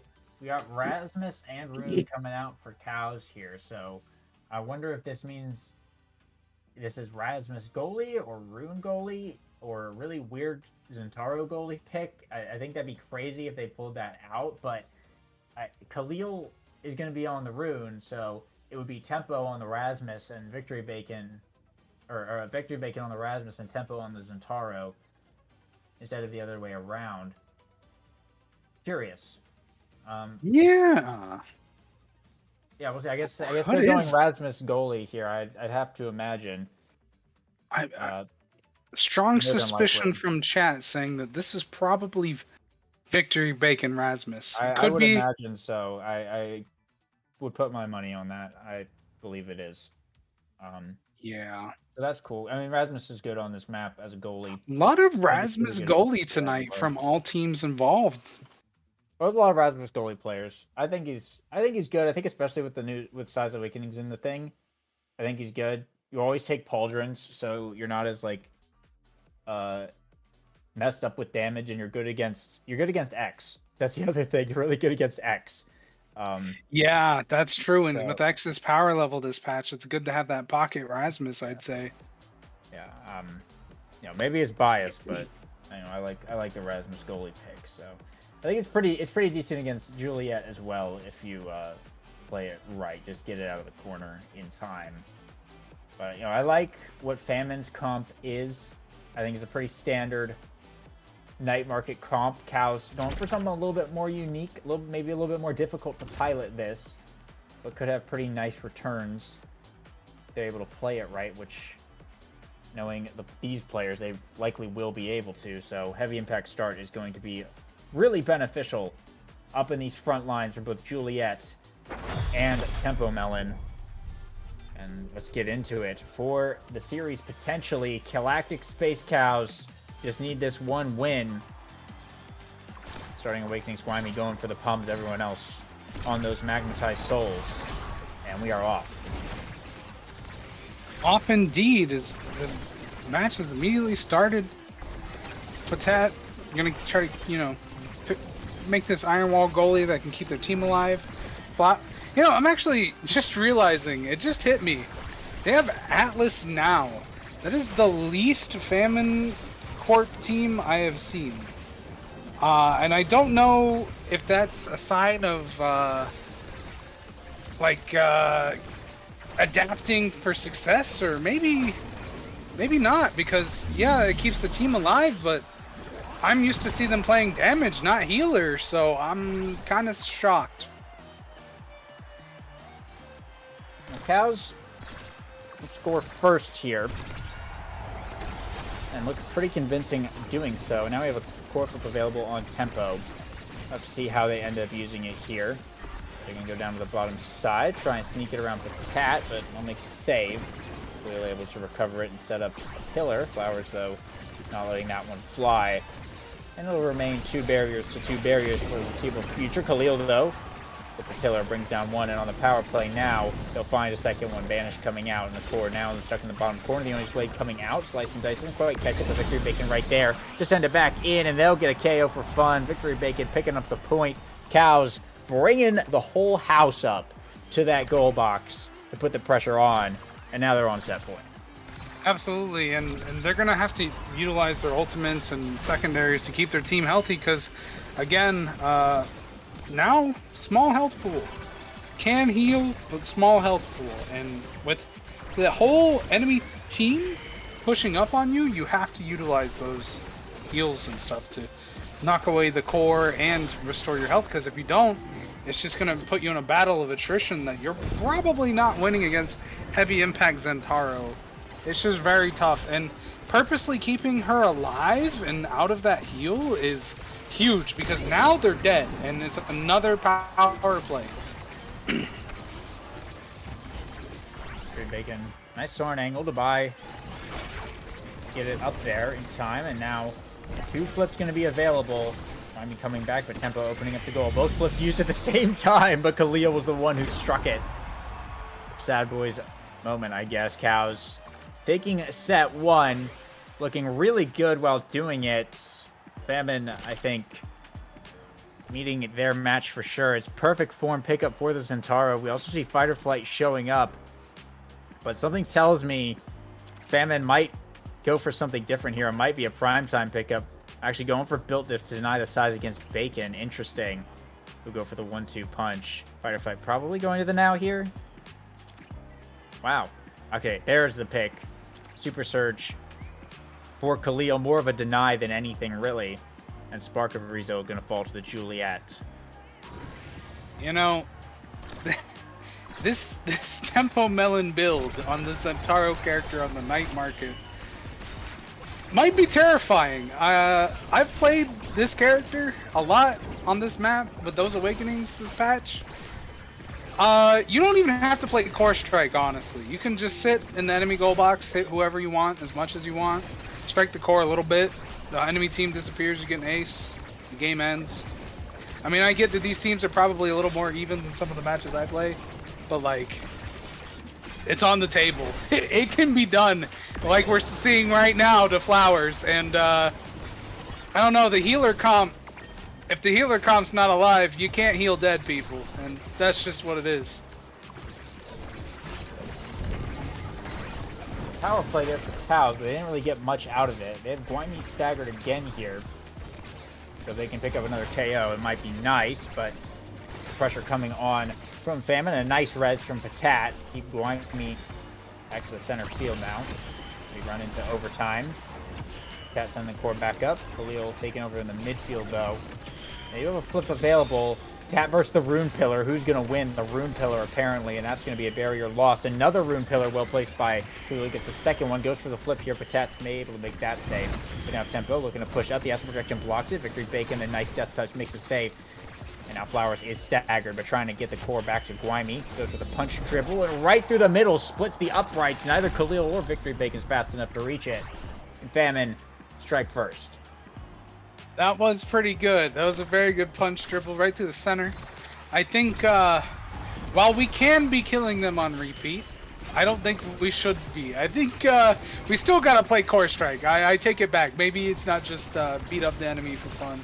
As much as you could. If you get the ace, go ahead. But I'm thinking let's play a little bit more Core Strike till we get one more crazy Awakening on the Zentaro, and then maybe just delete them. But for now, I think it should go back to playing how we played the first set, and points like that won't happen anymore, and it'll be smooth sailing.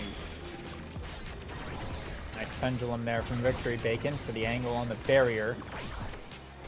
That'll tie up the barrier count for now. Tempo looking for the dash. Flowers with a nice secondary over Khalil. Pushing it back into the bottom corner. Core flip here from Flowers to send it in. Victory Bacon caught in the pendulum animation. Will lose that barrier. It's an open goal for Galactic Space Cows. Or on their side of the field, rather. 2 core flips, though, spent by Famine, and the core gets absolutely nowhere. Staying stuck in this bottom corner, and a lot of damage onto both Flowers and Guaymi here. Guaymi looking for the shot, but Victory Bacon will hold firm. And now Tempo trying to find a strike where Flowers able to win that one. Bringing it back around. It goes back to the midfield for just a second. Victory Bacon to the top corner. Flowers passing it into Guimey, and will go to the bottom side. A good shot. Famine bring it to set point. I mean, I know I'm no NAS League player, but I feel like this build on the Zentaro character a bit better with siphoning one. Then you can really just let him have it. But while Mag's core control favored Awakening this patch, I feel like with this build, I just prefer to have the wand to stay alive and just hit. You know, again, not exactly pro league, but just some thoughts. But yeah, definitely seeing Tempo make it count where it matters most, and that's scoring goals.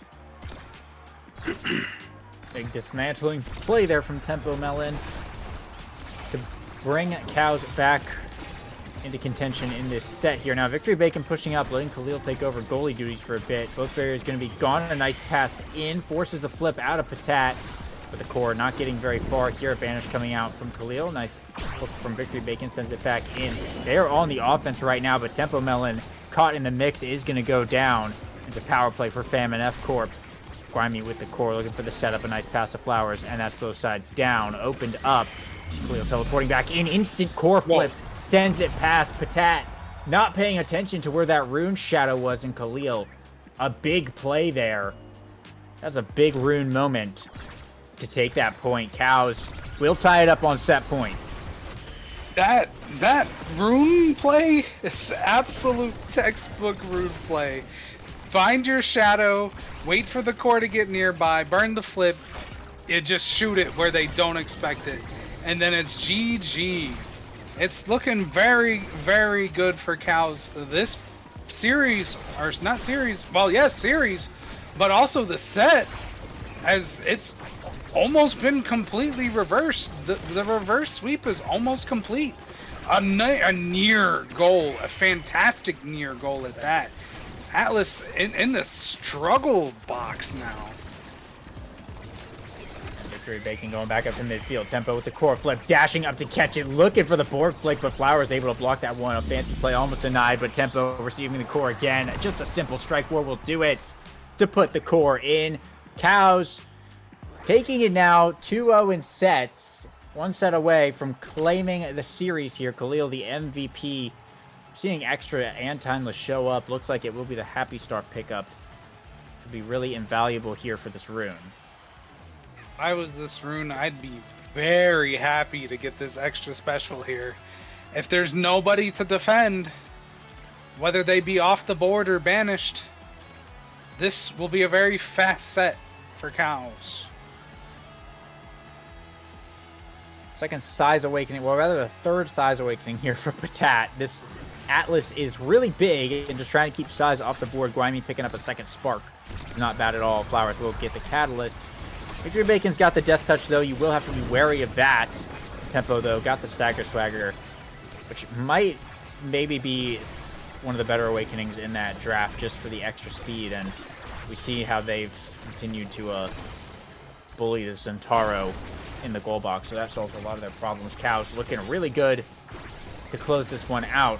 They've had the offense so consistently and just done a good job of not letting Guimey touch the rock as much as possible. The barrier goes down into a double banish. Oni's blade finds the KO onto Flowers, and Tempo just wants the pressure on Patat right now. Victory Bacon is way up in midfield. Passing play between him and Khalil down to the whiplash. Khalil looking for the shot. Now Tempo covering the backfield, letting Victory Bacon hook on Rasmus. It's big enough on the side. The demo start will make the pendulum swing. Send it home. Cows striking first here in set 3 and inching ever closer to the series win. Yeah, again, we're at the part of Nasty where if you lose, that's it. You go home. So Famine is going to have to really kick it up if they want this, their Nasty career to, have something big in it. So they need to get this if they want that top 3 spot, because this is it. This is the determiner. This match is everything for them. You're making another pendulum swing for the barrier. And now Cows in a huge spot. You're making another pass in. Tempo with the slice into the dash. Will send it home into the top side. Cows now on series points.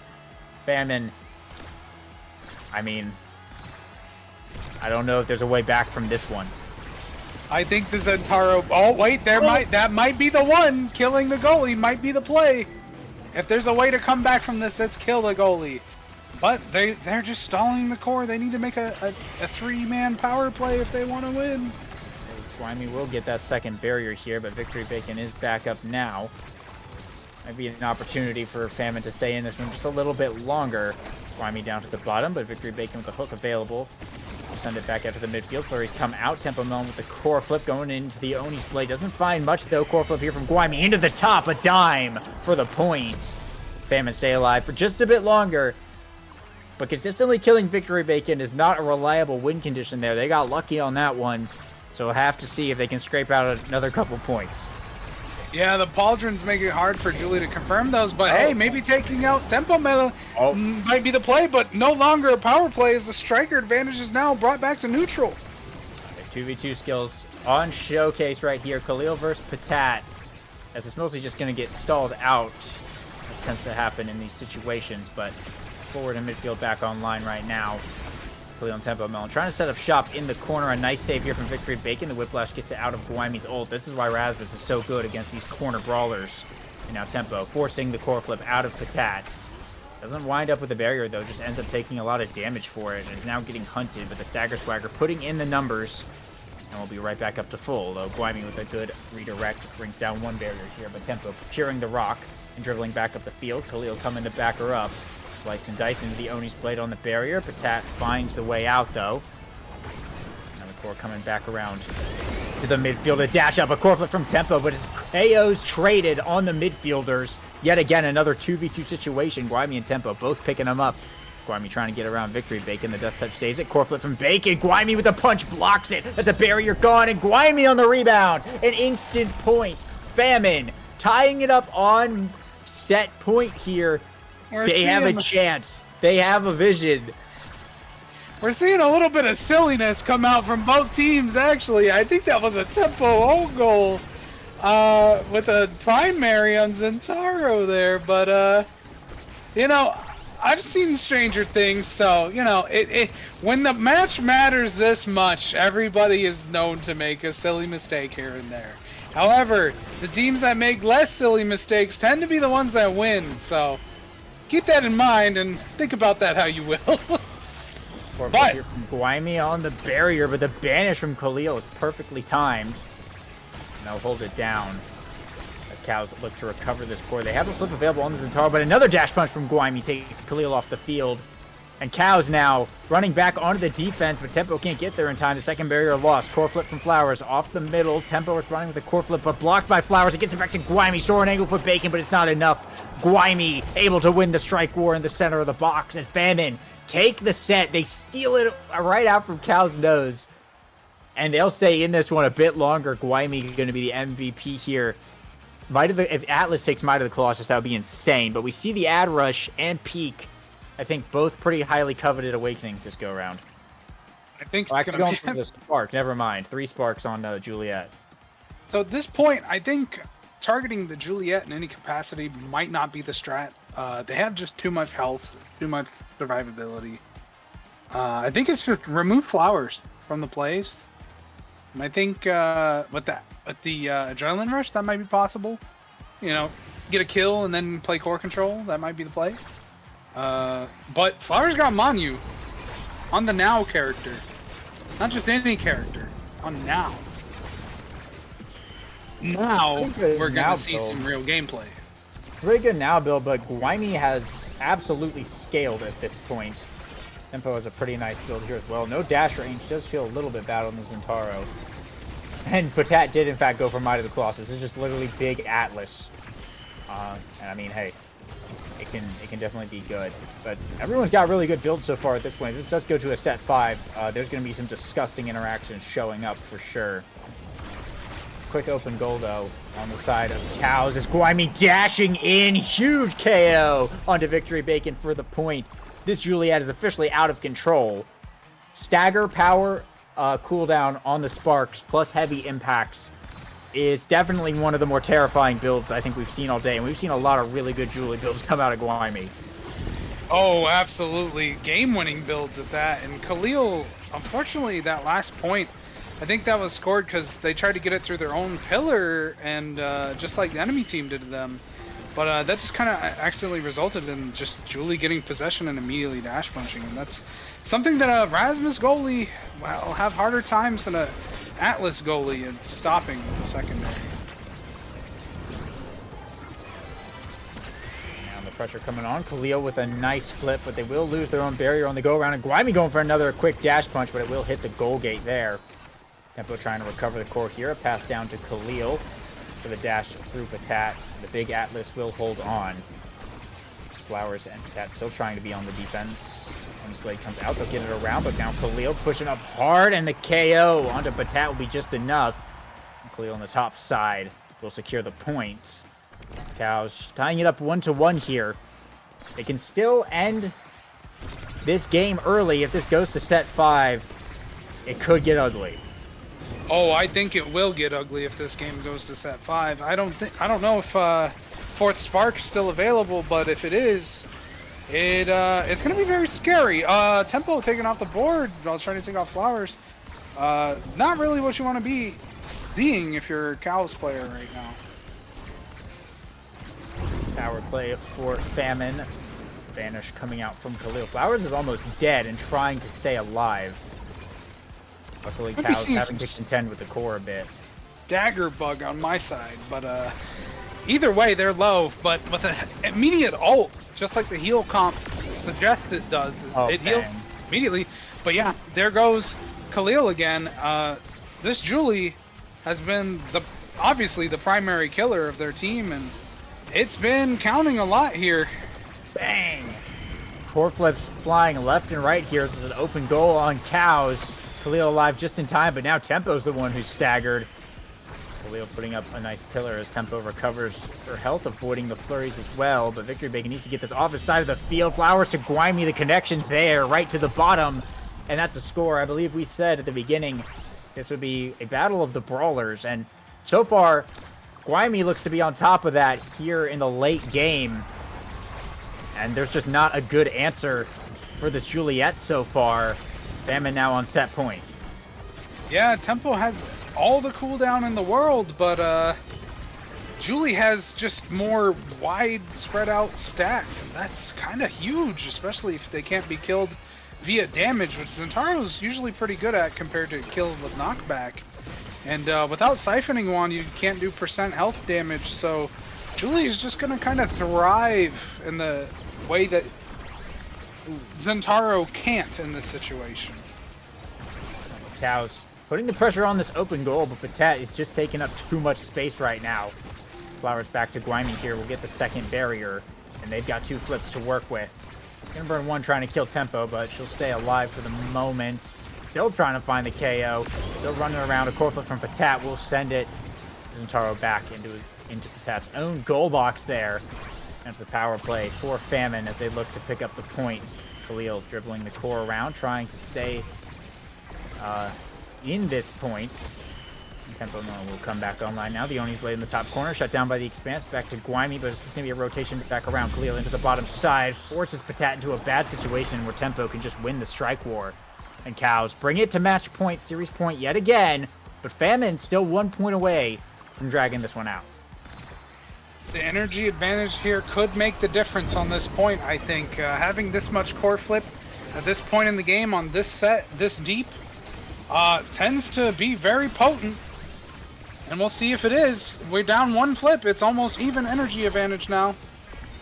I think that's make or break here. This team needs to get this barrier. It needs to get the next. It needs to get the goal. And with this Zentarro combo that I'm witnessing into a banish, into a missed punch, this could be it. Khalil with the flip available here. Guaymi's got to come back to hold the defense. Manages to sneak it around Victory Bacon, though. They will pick up 1 barrier here. 2 flips on the forwards, though, but Tempo on the top side. Goes for the slice and dice. Flowers got a flip. Now Guaymi with the flip. Gets the barriers. Both sides opened up. Khalil and Tempo looking for the goal. The dash is good. Sends the Big Atlas way back to his own box. And that's the series. Cows close it out after a nail biter there. But they will secure it. They will be moving on to losers finals and facing Cyberswipe for a shot at the crown. Yeah, next week it's gonna be huge. Top 3 next week. And cows will be there. Cows will be there. If you're a cows enjoyer, today is a good day to be a cows enjoyer. Yeah, cows will be there. Yes, that's correct. Patat with 226 redirects, 93 saves. I think it's a similar story here. So many more saves on Patat than Victory Bacon. Cows had all the pressure, and it really came down to they just did a good job of not letting Guaymi get the core very much. But every time she was able to procure it, she became a massive problem. But when Cows were able to keep the pressure on, they were able to keep things relatively under wraps. But Yeah, really good performance though from both sides, I think. But I mean, Cows is number 2 seed for a reason, you know. yeah, they definitely earned it. That was, oof, that was a nail biter because that game got increasingly close. When I didn't think it was going to be after Zentaro got the perfect form and the heavy impact. But yeah, it turns out just building a ton of stagger makes it hard for that build to do a lot in terms of taking you off the field, but it can still core control, and that matters. Cooldowns kind of let you mold your own game plan.